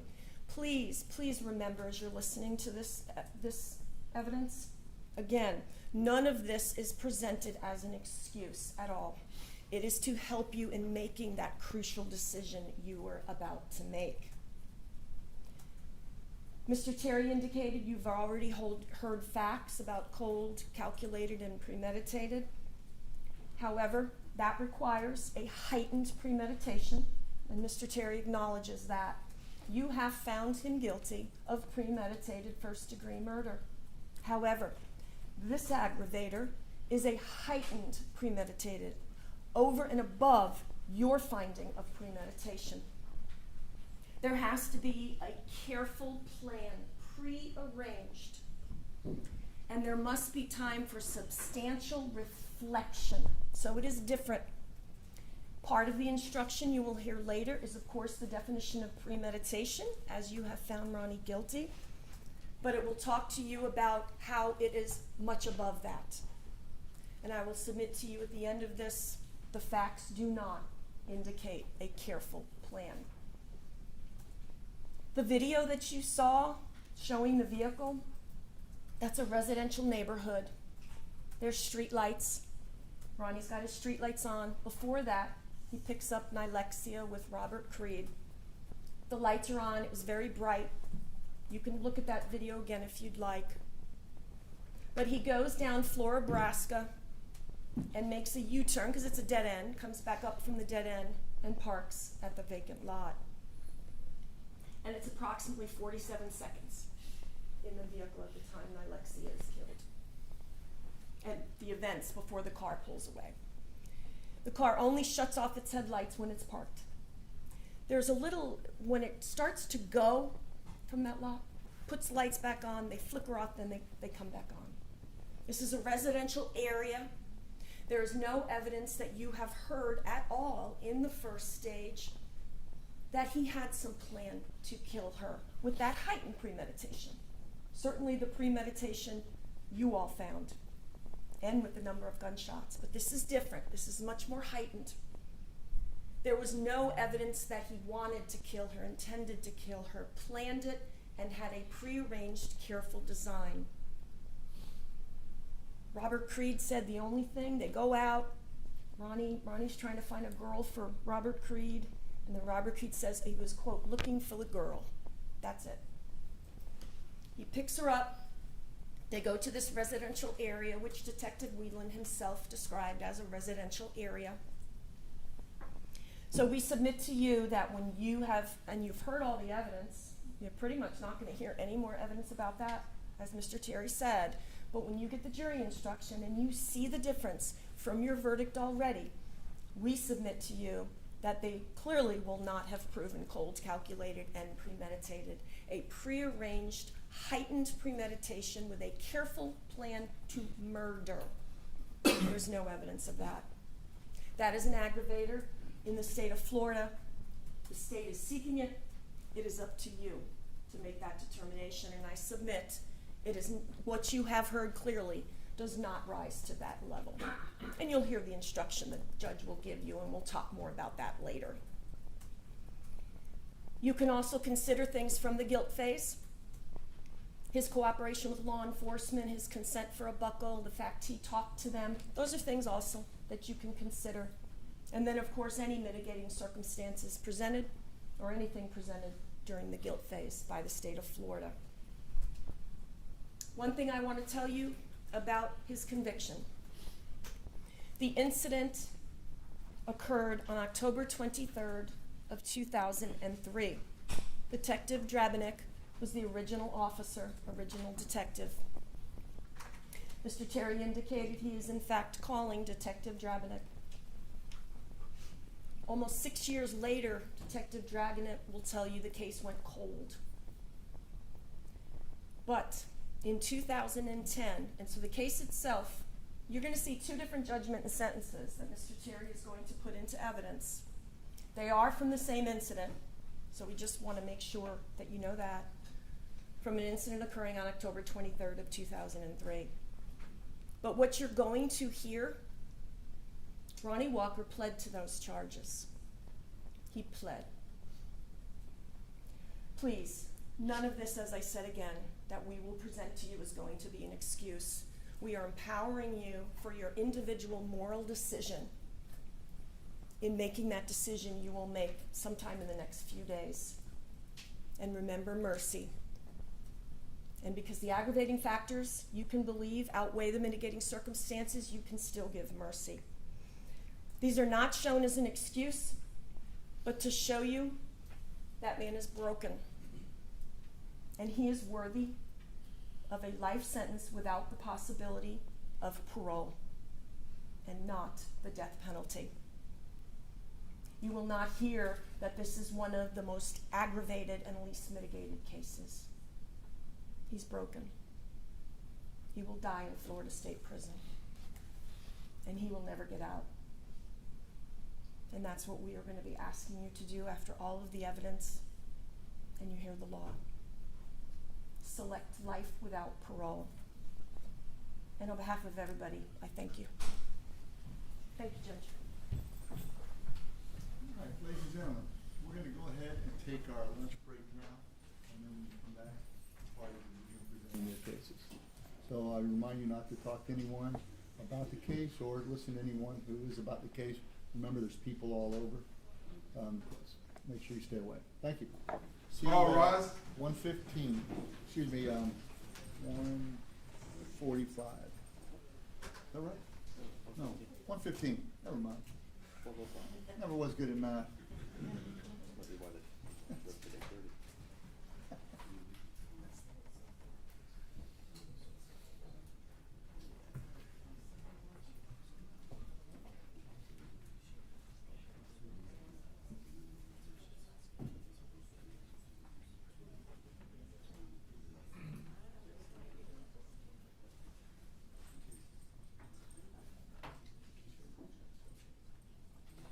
Sure, he's left, y'all may be seated. Any matters we need to discuss before we recess? Judge, just for the court's, knowledge, like, we're having a hard time getting a court reporter No, there's one in there. for the depth that you have. There's a court reporter in there. I just got a message from. Okay, cool. Thank you. Thomas Hall, one of the easier ones. Thank you, folks.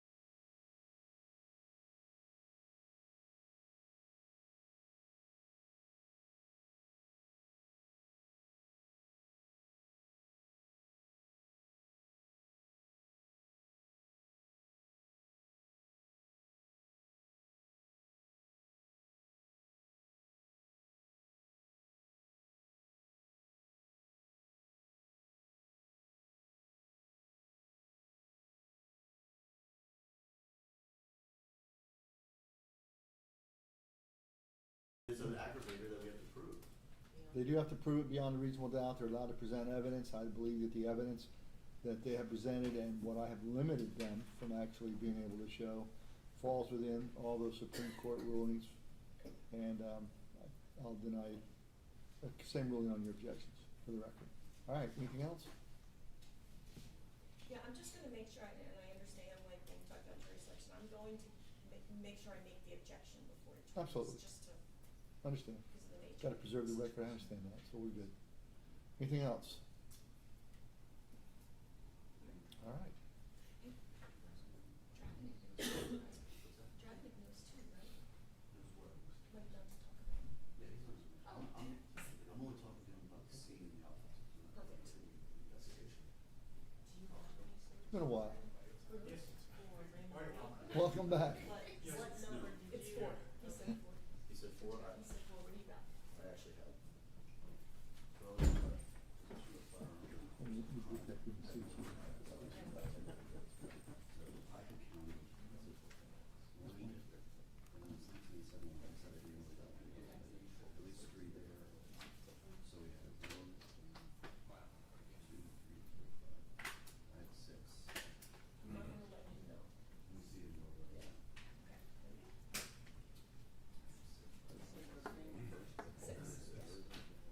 He's not the first witness.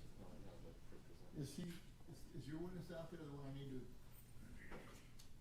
No, he wasn't out. I told him on 15, so. If he's there, I mean, I can just do this, so we don't have to delay. He wasn't out there, Judge, when TJ checked. He wasn't out there when TJ just checked. Okay. There.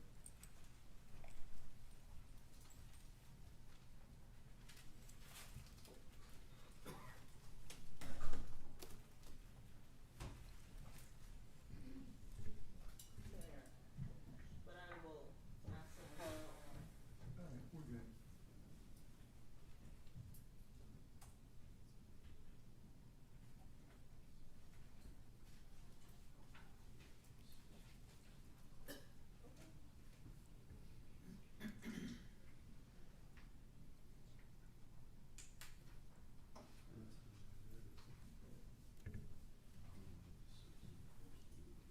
Should release him.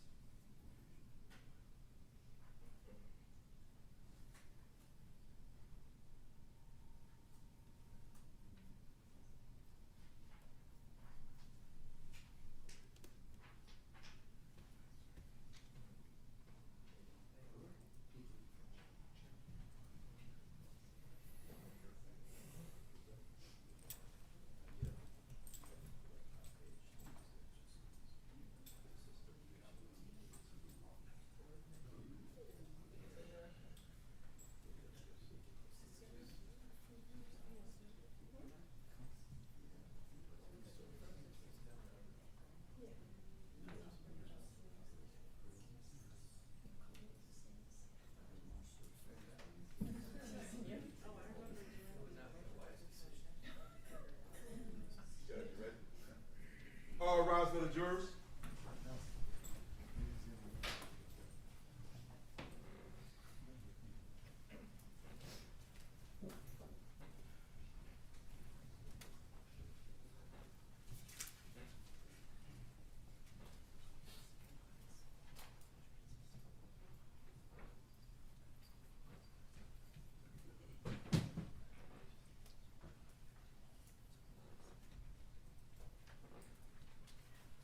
Jury's back, y'all may be seated. Welcome back, ladies and gentlemen. Once again, no issues with the court instructions, no one approached you talking about the case, you didn't see any media, you didn't talk about it amongst yourself. Perfect, very good. Mr. Chair, whenever you're ready. Yes, Your Honor. Judge, at this point in time, prior to calling our first witness, the state would move into evidence for this portion of the proceeding, State's Exhibit 2A and State's Exhibit 2B. Any objection? No objection, Judge. States 2A and 2B will admit into evidence. Right, Judge, and if I may publish these to the jury. Yes, sir.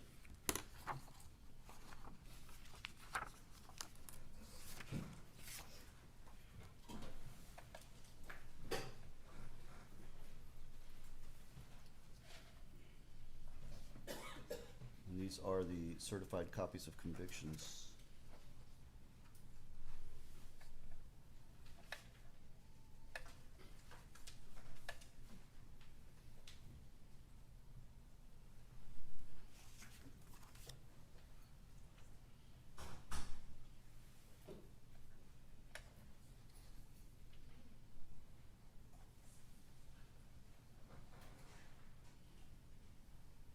And this is 2A, which is the certified copy of conviction for case number 09-CF-015021.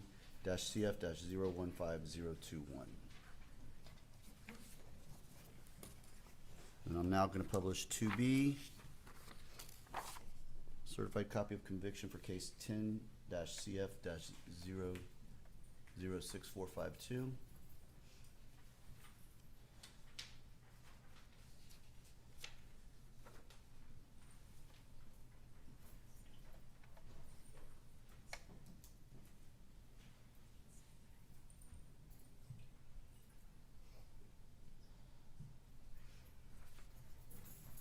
May we approach? Yeah.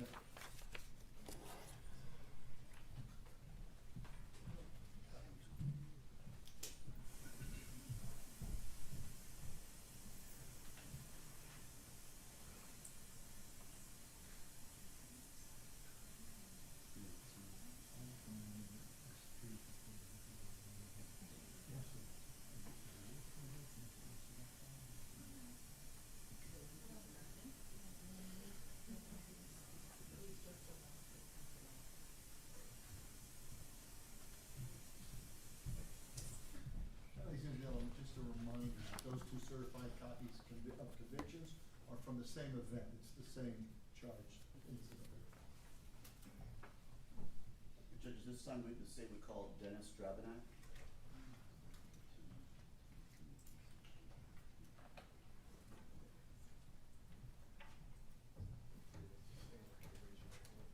Good afternoon. Do you swear or affirm that the testimony you're about to give will be the truth, the whole truth, and nothing but the truth, so help you God? I do. Thank you, sir.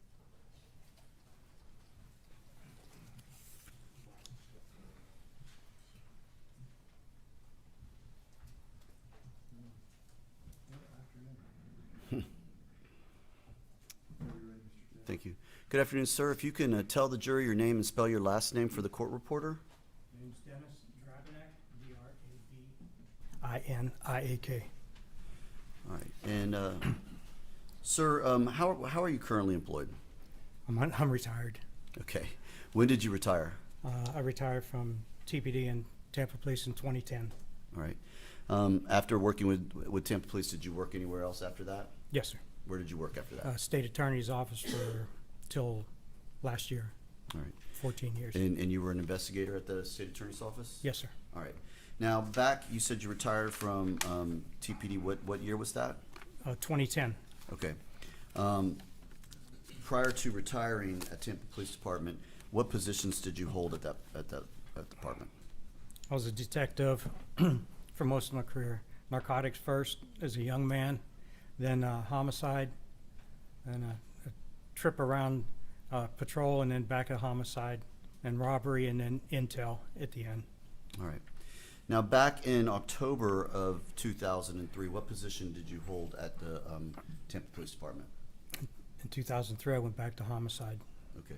And were you involved in the initial investigation into the death of Elaine Caldwell?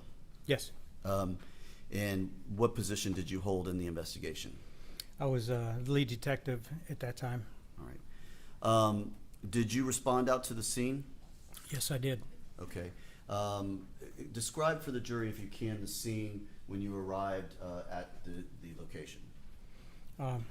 It was pretty chaotic. Quite a few people there. The street was full of people. It was at the 2013 Eskimo, Hillsborough County, Florida. And so I got there.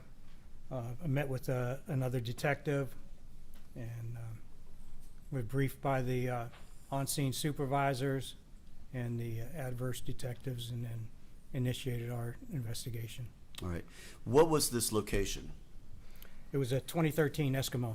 What was it? Was it a home? It was a house. It was a residence, excuse me. It was a residence? Okay. And was their crime scene not tape out when you arrived? Yes, there were. All right. And was the scene actually inside the residence? Yes, it was. Did you go into the residence? Yes, I did. What did you observe when you went into the residence?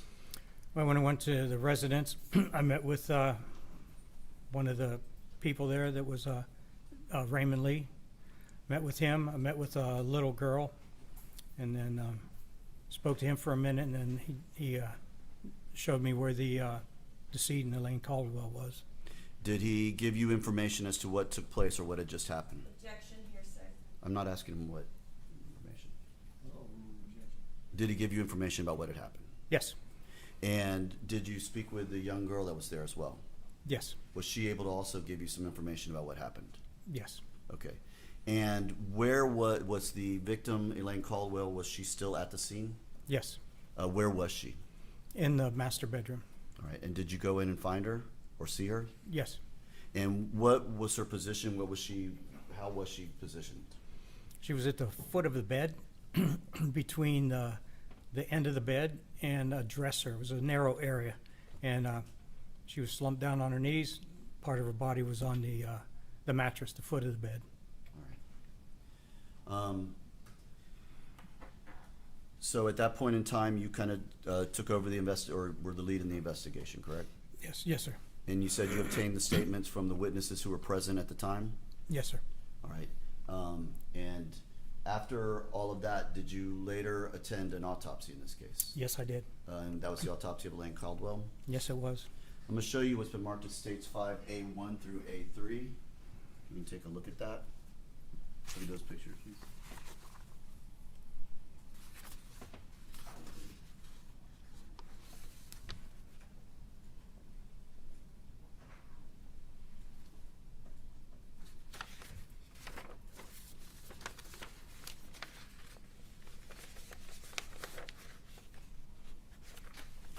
Do you recognize those? Yes, sir. And what are they? They're photographs of Elaine Caldwell. And do these pictures fairly and accurately represent what they are showing in these pictures? Yes, sir. Judge moved out States Exhibits 5A1 and through A3 admitted into evidence. Defense? Same objection. Same rulings? Then they may be published. All right, thank you. In States 5A1,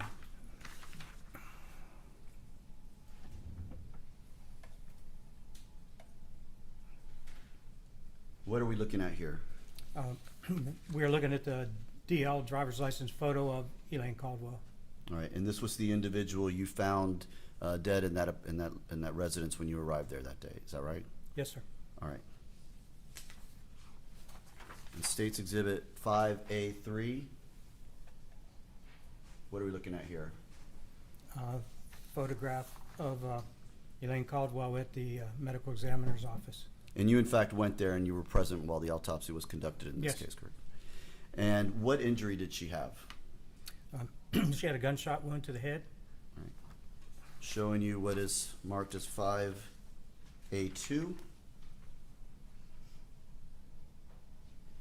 Was this, in fact, the bullet wound that you observed that day to the head of Elaine Caldwell? Yes, sir. All right.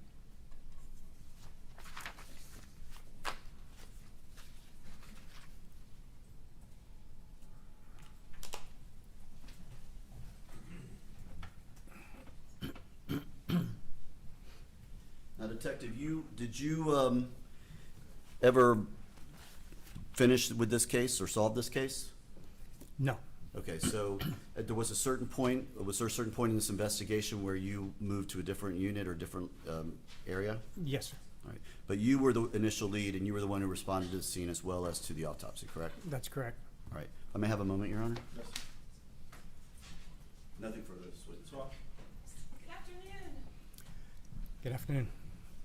Just one or two questions for you. So when did you leave the unit, or when did you retire?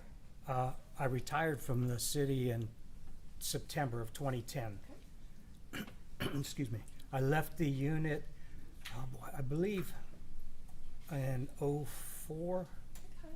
I went to This incident with Miss Caldwell occurred in 2003? yes, ma'am. Okay. And then you left the unit in 2004 That's correct. and officially retired in 2010? Yes, ma'am. All right. And when you left the unit, the case went cold, correct? Yes. Yes. Okay. May I have a moment? Yes, ma'am. No other questions? Thank you. Can you redirect? No, you don't. You just gonna speak, please? Yes, you may. Free to go. Thank you. Thanks, sir. Statement, call your next witness.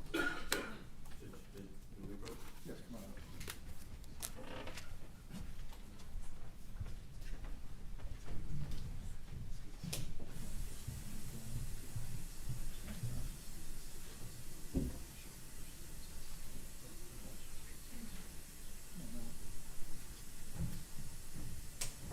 All right, ladies and gentlemen, we're gonna take about a 2-minute recess, so if you'll just keep them close, we're gonna bring them right back. All rise for the jurors.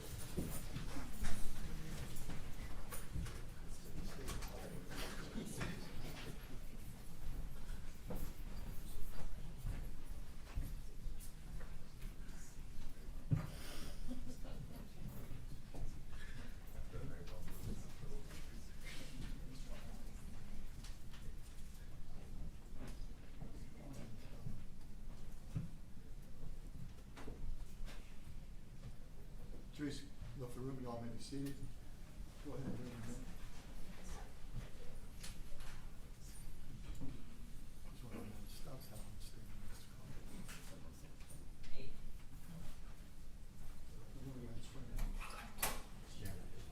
We're just gonna swear you in, I have to ask you a couple of questions. If you could raise your right hand. Do you swear or affirm that the testimony you're about to give will be the truth, the whole truth, and nothing but the truth, so help you God? Yes, I do. Thank you, sir. You've had a chance to talk to the attorneys about what you can and can't say, correct? Correct. This could be real important that you stay inside what they told you not to say.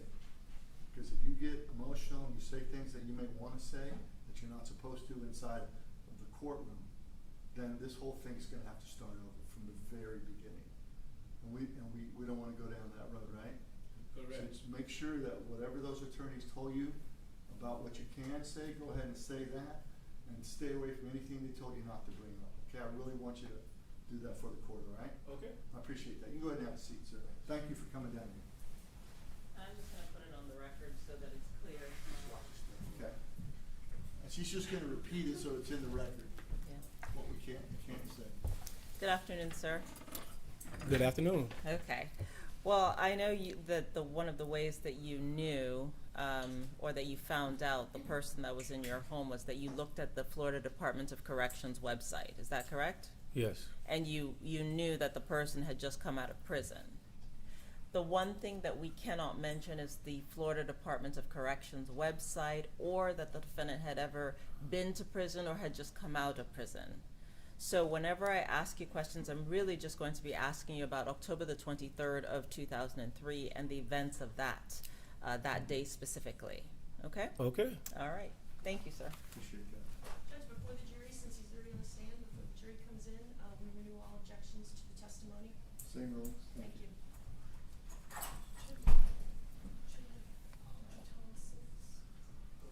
All rise, jurors entered.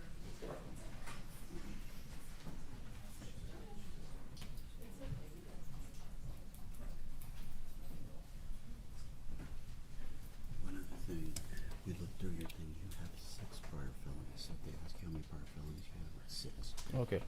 Remember that number? Mhm.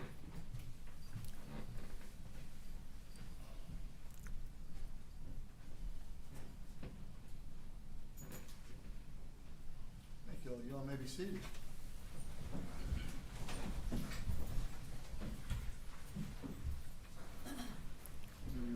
Thank you, Your Honor. Good afternoon, sir. Good afternoon. Could you please state your full name for the record? Raymond Jerome Lee. And sir, are you currently employed? Yes. Where do you work? At Midwest Transportation. Okay, and how long have you worked there? 2.5 years. Okay, so I'd like to turn your attention to the time frame of October the 23rd of 2003 at about 8 p.m. Where were you at around that time on that day? Home. Okay. Where did you live? I don't forgot the address, but on Eskimo Okay. in And Tampa. That's in here in Hillsborough County, Yes. is that correct? Yes, correct. Who were you living with? Me and Elaine Caldwell, my girlfriend. Okay. Was there anyone else living in the home at the time? Yes, Who? a daughter. How old was your daughter? Was Objection, relevance? Sustained. So at the time of October the 23rd of 2003 at 8 p.m., what were you doing at your home? I was watching television in the den. Okay. Were you with anyone in the den? Yes, Who were you with? my daughter. And was Elaine Caldwell home as well? Yes, she were. Where was she? She was in the bedroom doing her hair. And did something out of the ordinary happen? Yes. What happened? I had someone come into my house that wasn't invited in my house. And what did the person do? Well, he came in with a gun. He came in to rob me.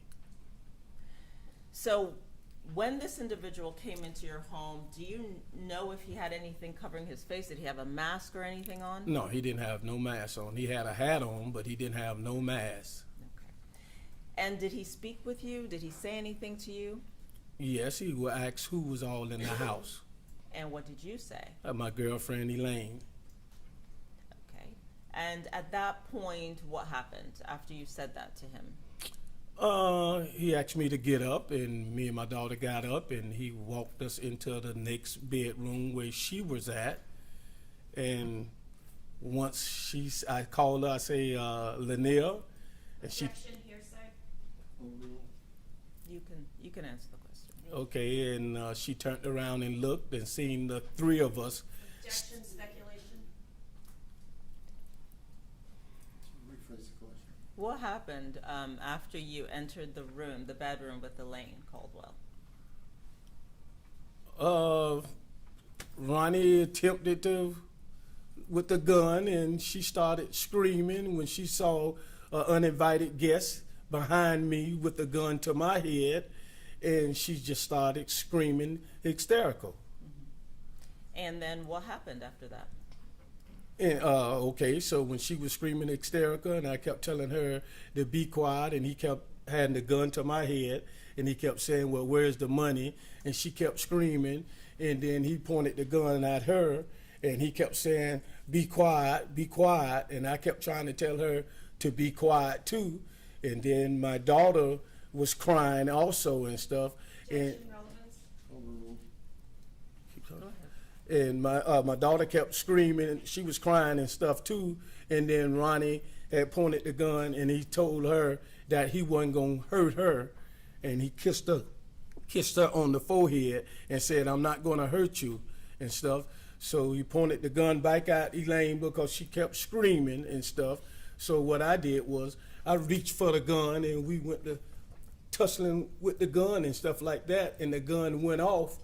I thought that it shot up in the ceiling, but it hit her in the head.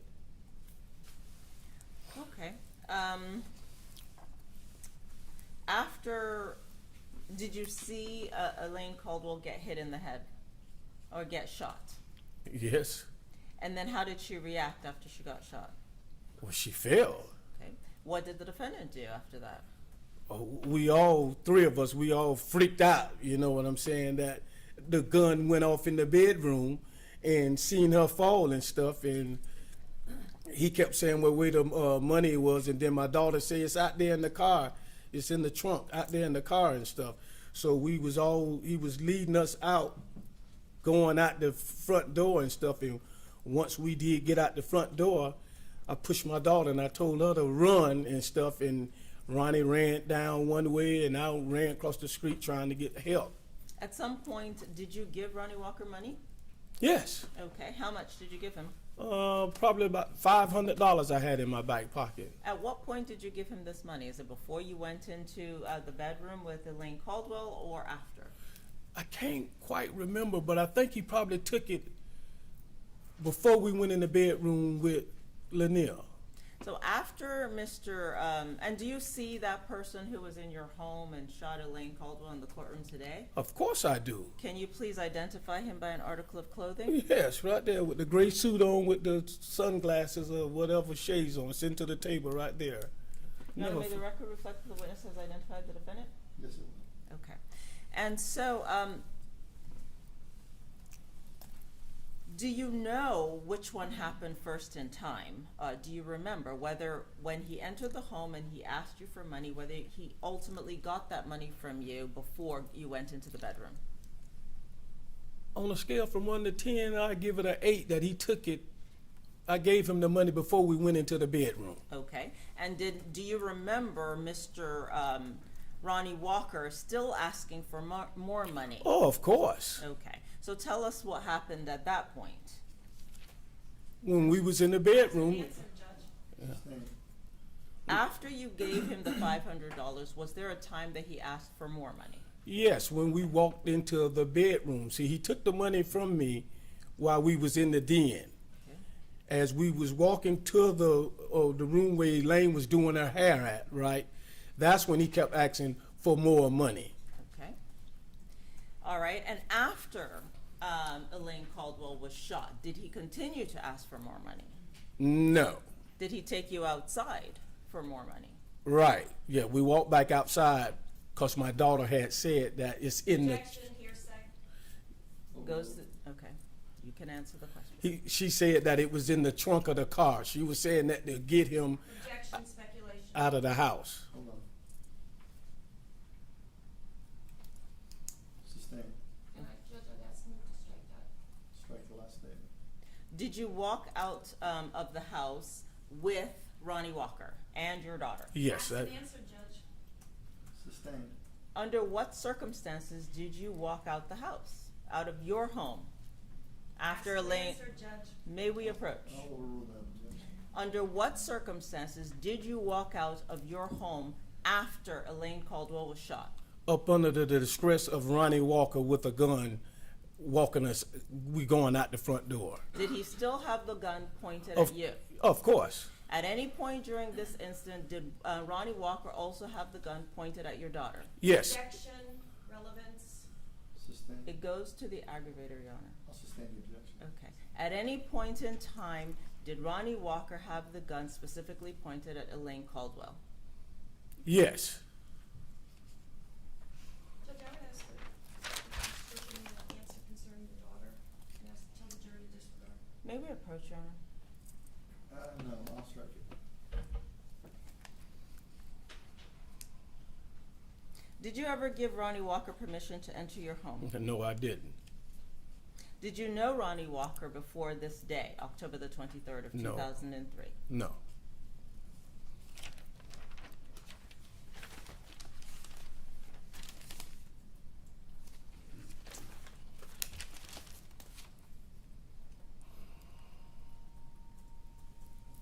Your Honor, may I have a moment? Yes, ma'am. I have no further questions. Cross?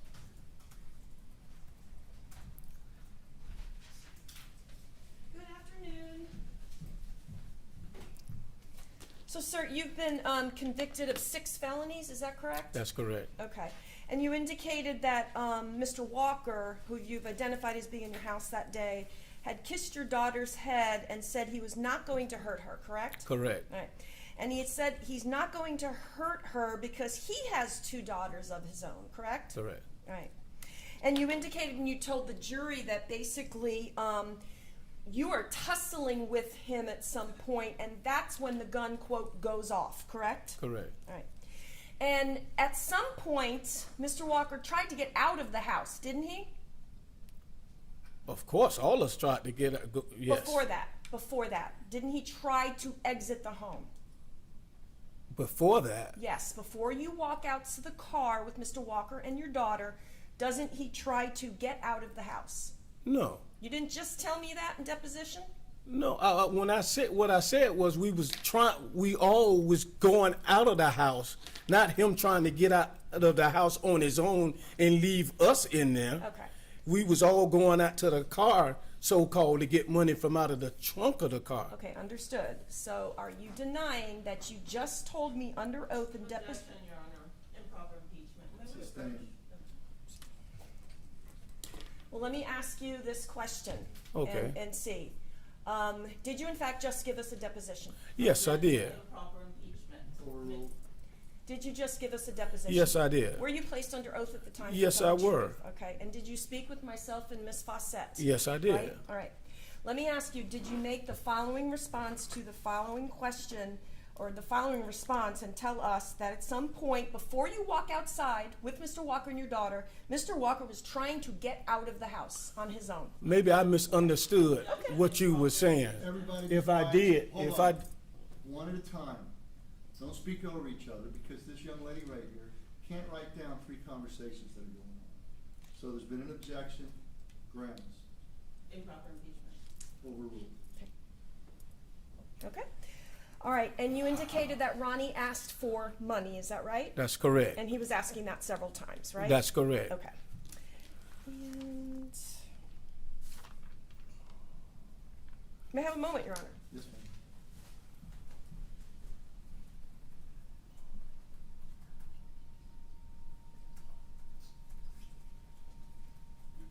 No other questions. Thank you, Mr. Lee. Do you read? No, Your Honor, thank you. May this witness be excused? Yes. Thank you, sir. You can step down. State and call your next witness.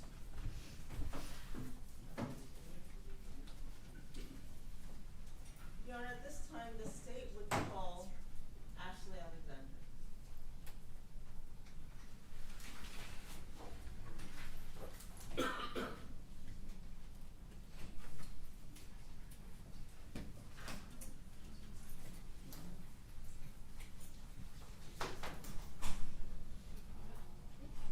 Good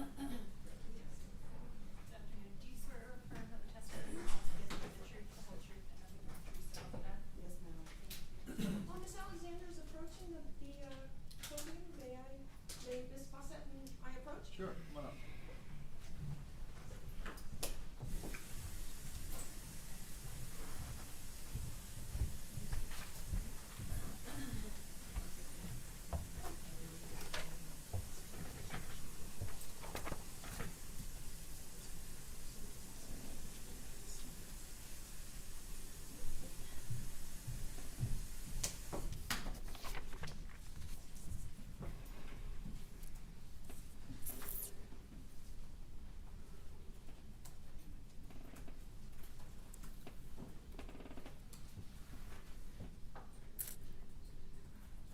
All right, ladies and gentlemen, once again, I'm going to read you part of the original instruction I gave you. Once again, the state is about to present evidence of the existence of an aggravating factor. Victim impact evidence may be presented. Such evidence is only presented to demonstrate Nilexia Alexander's uniqueness as an individual and the loss to the community by the victim's death. However, the victim impact must not be considered by you as an aggravating factor. Judge, may we approach? Yes.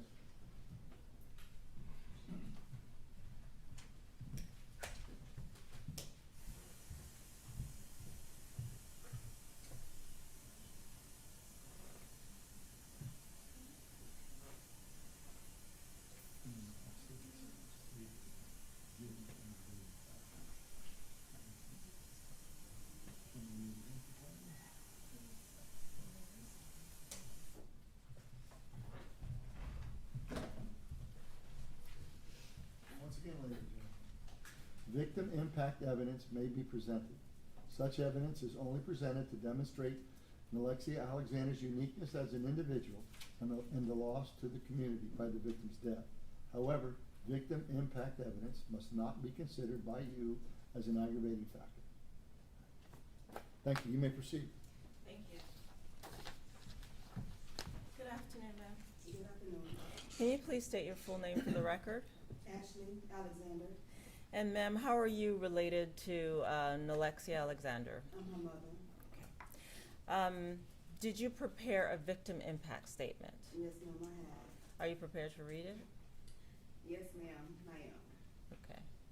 She may You may, proceed. whenever you're ready, ma'am. My name is Ashley Alexander. I am the mother of Nilexia Alexander. I became Nilexia's, which we call her Lexi, foster mom, June of 2011. I remember when Lexi came to my home, she was a fragile little girl who was scared and nervous. But she became warm with love. She opened up as she got more comfortable in my home. Lexi was my gentle giant. She was sweet, loving, and caring. She gave the best hugs and kisses. My baby was always smiling. She wasn't confrontational with anyone. If you asked her for a shirt off her back, she would give it to you without hesitation. Lexi was always loving, outgoing, and she was always wanted to do anything to help everyone that she could. The past 2 years having the girls, I grew very fond of Nilexia and her sister. So in April 2013, I decided to adopt Lexi and her sister. Not only because I love the girls, but because I wanted them to have a forever home. We always did fun things such as picnics, going to the beach, and of course the pool every weekend. Lex loved water. Lex loved helping in the kitchen, cooking, and preparing meals for our dinner movie nights. When she was younger, Lex and her sister and I would always sit in a room and watch a Disney movie. Frozen, Monster High was our favorite. She loved Shopkins, and for Christmas, she always told me, Mom, I want all Shopkins, everything. So I would take the girls to my mom's house late at night just to go out looking for Shopkins in the store. I went from Walmart to Toys R Us, Target, and Ross. Wherever they had kids' toys, I was there. As Lexi grew older, I had to learn to adjust and grow and change with her personality. As she became a preteen, she got into the different hairstyles, different music types. She loved to dance, sing, and dress up. Lexi had dreams of becoming a fashion designer. She wanted to graduate high school and go to college in New York City. She wanted to study fashion. She also wanted to study to be a lawyer. For her 15th birthday, my mom and I were going to surprise her with a trip to the Big Apple, as she could see her dreams can come true and get the experience of traveling on a plane, something she always dreamed of. I miss the conversations. I miss sitting on the porch talking about her school days and talk about the school dances that were coming up and how she wanted her hair done and the dresses she wanted to wear. I miss listening to her dreams and all her desires. I miss her climbing in my bed and wanting her head rubbed as she fell asleep in my lap. I thank God for allowing me to be Nilexia's mom for the 12 years. Thank you, ma'am. Showing you what has been pre-marked as State Exhibit 4A through J, do you recognize these photographs?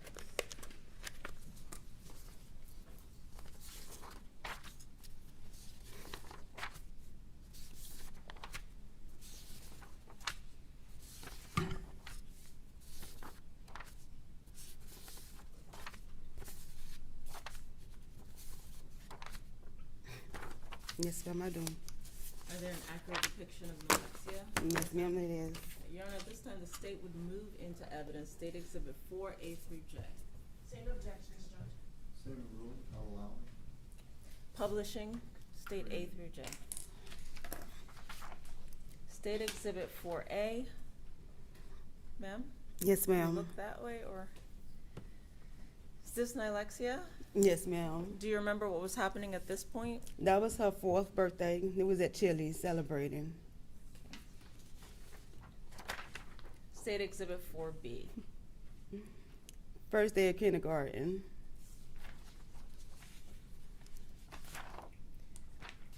For C. Christmas, I want to say she was about 11, 12. It was at my mom's house. Did you put these enhancements? I did, from Okay. Snapchat. State Exhibit 4D. We was going shopping. She was about 13 here. And did Nilexia put these enhancements? Yes, ma'am. She always had my phone on Snapchat. Okay. State Exhibit 4E. She was actually 10 on this picture at She High Elementary. She was in 5th grade. She was a patrol.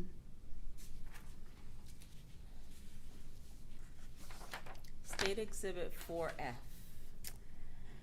She was about 7, and we was all going out to dinner. Okay. State Exhibit 4G. That was Christmas of 2021, and she was 13. State Exhibit 4H. She was 12 on this picture.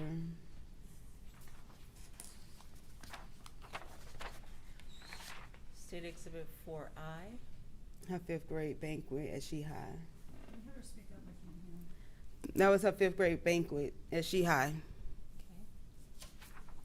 Okay. And State Exhibit 4J. That was just one Sunday, was at my mom's house, sitting at the table, and my mom was making a joke, and she just turned around and had this smile on her face, and it was a moment to catch her. And she was about 11, 12. Okay. Thank you, ma'am. You're not. Oh my quite. God, I'm sorry. We have no questions. Okay. Oh, I'm sorry. All right. Thank you.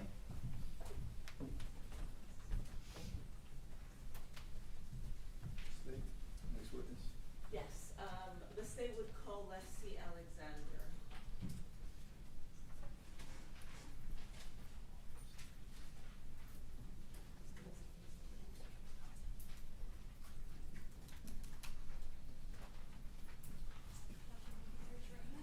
Do you swear or affirm that the testimony you're about to give will be the truth, the whole truth, and nothing but the truth, so help you God? I do solemnly affirm.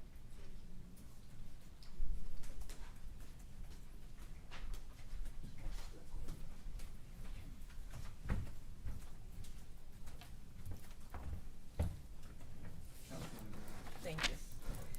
Good afternoon, ma'am. Good afternoon. Can you please state your full name for the record? Nilexia Alexander. Okay. And how do you know Nilexia Alexander? How did you know her? She's my granddaughter. Okay. And under what circumstances did she become your granddaughter? When my daughter started, she fostered her, and then we all fell in love with her, and then she decided to adopt them. Okay. And if you could get closer to the microphone. Did you spend a lot of time with Nilexia Alexander? I did. Okay. Did you create a victim impact statement? Yes. Are you prepared to read it? Yes. Okay. Thank you. My name is Nilexia Alexander. I am the mother of Nilexia Alexander. Friday, May 6, 2022 is a day that I will forever be etched in my memory. I was on my way to dinner with friends when I received the call that Nilexia was dead. My first thought was that there must have been some kind of mistake. I could not believe, but it was true. Nilexia, or Lexi as we lovingly call her, was a social butterfly and a girly girl. She loved getting her hair, nails, and toes done. From the age of 5 to 8, she and her sister would spend weekends with me because their mother worked every weekend. We would start our mornings with her favorite breakfast: waffles, eggs, grits with cheese, bacon, sausage, and fresh fruit, which she loved having to prepare. We would sit out on the lanai, eat and talk. Then we would begin our manicures and pedicures. She and her sister would pick their favorite colors, and I would polish their nails and add a design of their choice. If I were having a difficult day, Nilexia would say, "Nana, I know what we can do to cheer you up." When I asked her what, she would say, "Shopping." So off we go to our favorite stores: Dillard's, Nordstrom's, and Macy's. Lexi always talked about going to New York. We were planning to surprise her with a trip for her 15th birthday. Sadly, we never had the chance. She was such a loving and beautiful child, and her absence has left a hole in our hearts that can never be filled.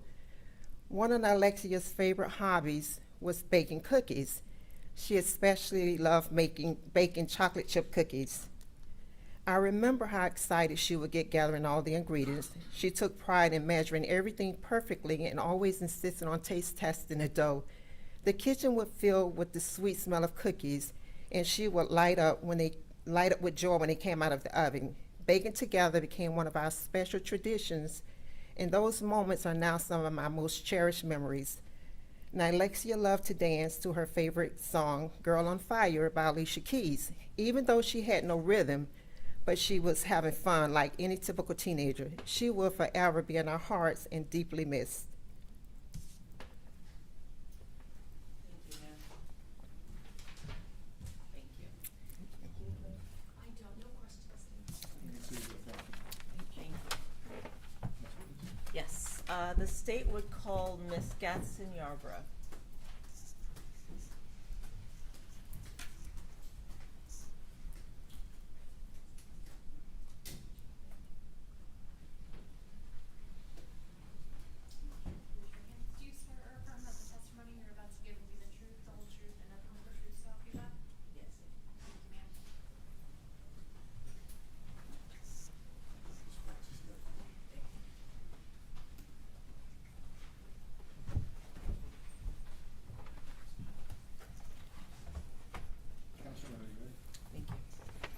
state your full name for the record. Delia Gadsden Yarbrough. Okay. And ma'am, are you currently employed? Yes, I am. Where do you work? Hillsborough County Public Schools. I was the principal at Shehai, and next week I'll be the principal of Muller. Congratulations. Thank you. Okay. Do you know Nilexia? Did you know Nilexia Alexander? Yes, I did. How did you get to know her? She was a 5th grade student, my first year as principal at Shehai. Did you prepare a victim impact statement? Yes, I did. Are you prepared to read it? Yes. Thank you. As the principal of Shehai Elementary during the 2018-2019 school year, I had the privilege of knowing Nilexia Alexander, a remarkable 5th grade student we all called Lexi. She was a dedicated safety patrol and had a heart for helping others. She loved helping her teachers and younger students. She was a bright, kind-hearted girl who always proudly wore her patrol belt. I remember her enjoying all of the end-of-the-year 5th grade festivities, especially getting dressed up for our awards luncheon in a pretty purple dress. I also remember how excited she was to ride in my car to the annual patrol luncheon we hold at Big John's Barbecue every year. I remember how she giggled and laughed when she was talking with her friends. She was happy and enjoyed school. One memory that remains etched in my heart is the day she surprised us after she had moved on to Sly Middle School. She walked in the blazing heat all the way back to Shehai just to say she missed us and to see all of us. I remember seeing her come up to the car line, hot, tired, and flustered, but beaming. That small act spoke volumes about the love she carried in her heart, even at such a young age. She longed for connection. Tonight, my mind is flooded with images of this beautiful, bright child that would be preparing for her senior year of high school this summer. She will never get to experience high school, prom, graduation, and beyond. In my 29 years as an educator in this community, I've had the privilege of working with thousands of students over the years. Some stand out more than others, but Lexi was truly special. She was always so caring and wanted to be a part of our school even after she moved on. Her smile could light up a room, her laugh was contagious, and her voice was full of kindness. I will never forget Lexi. She will always have a special place in my heart. Her memory will forever remind us of the love and joy she brought into our lives. Respectfully, Lexi's elementary school principal. Thank you, ma'am. Thank you. Thank you. Thank you, ma'am. All right. Just Stay. approach, please. Coming up.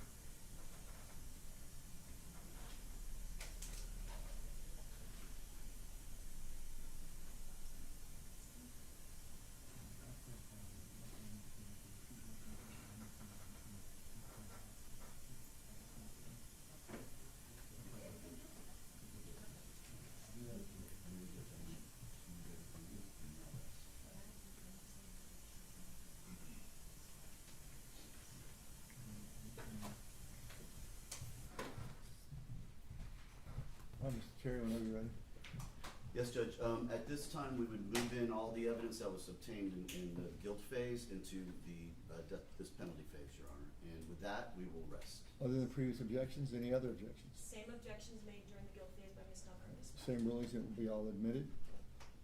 And state?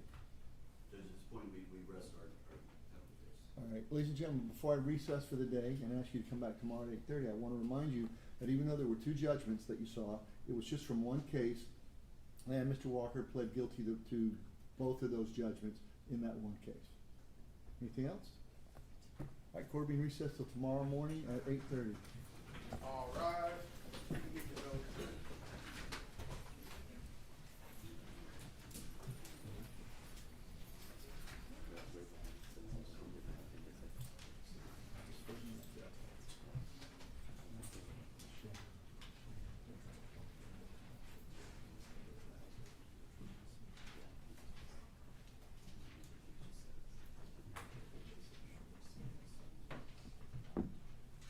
Jury's left, y'all may be seated. Any matters we need to discuss outside the presence of the jury? I believe so, Judge. All right, we'll see you folks tomorrow morning at 8:30. Court's in recess.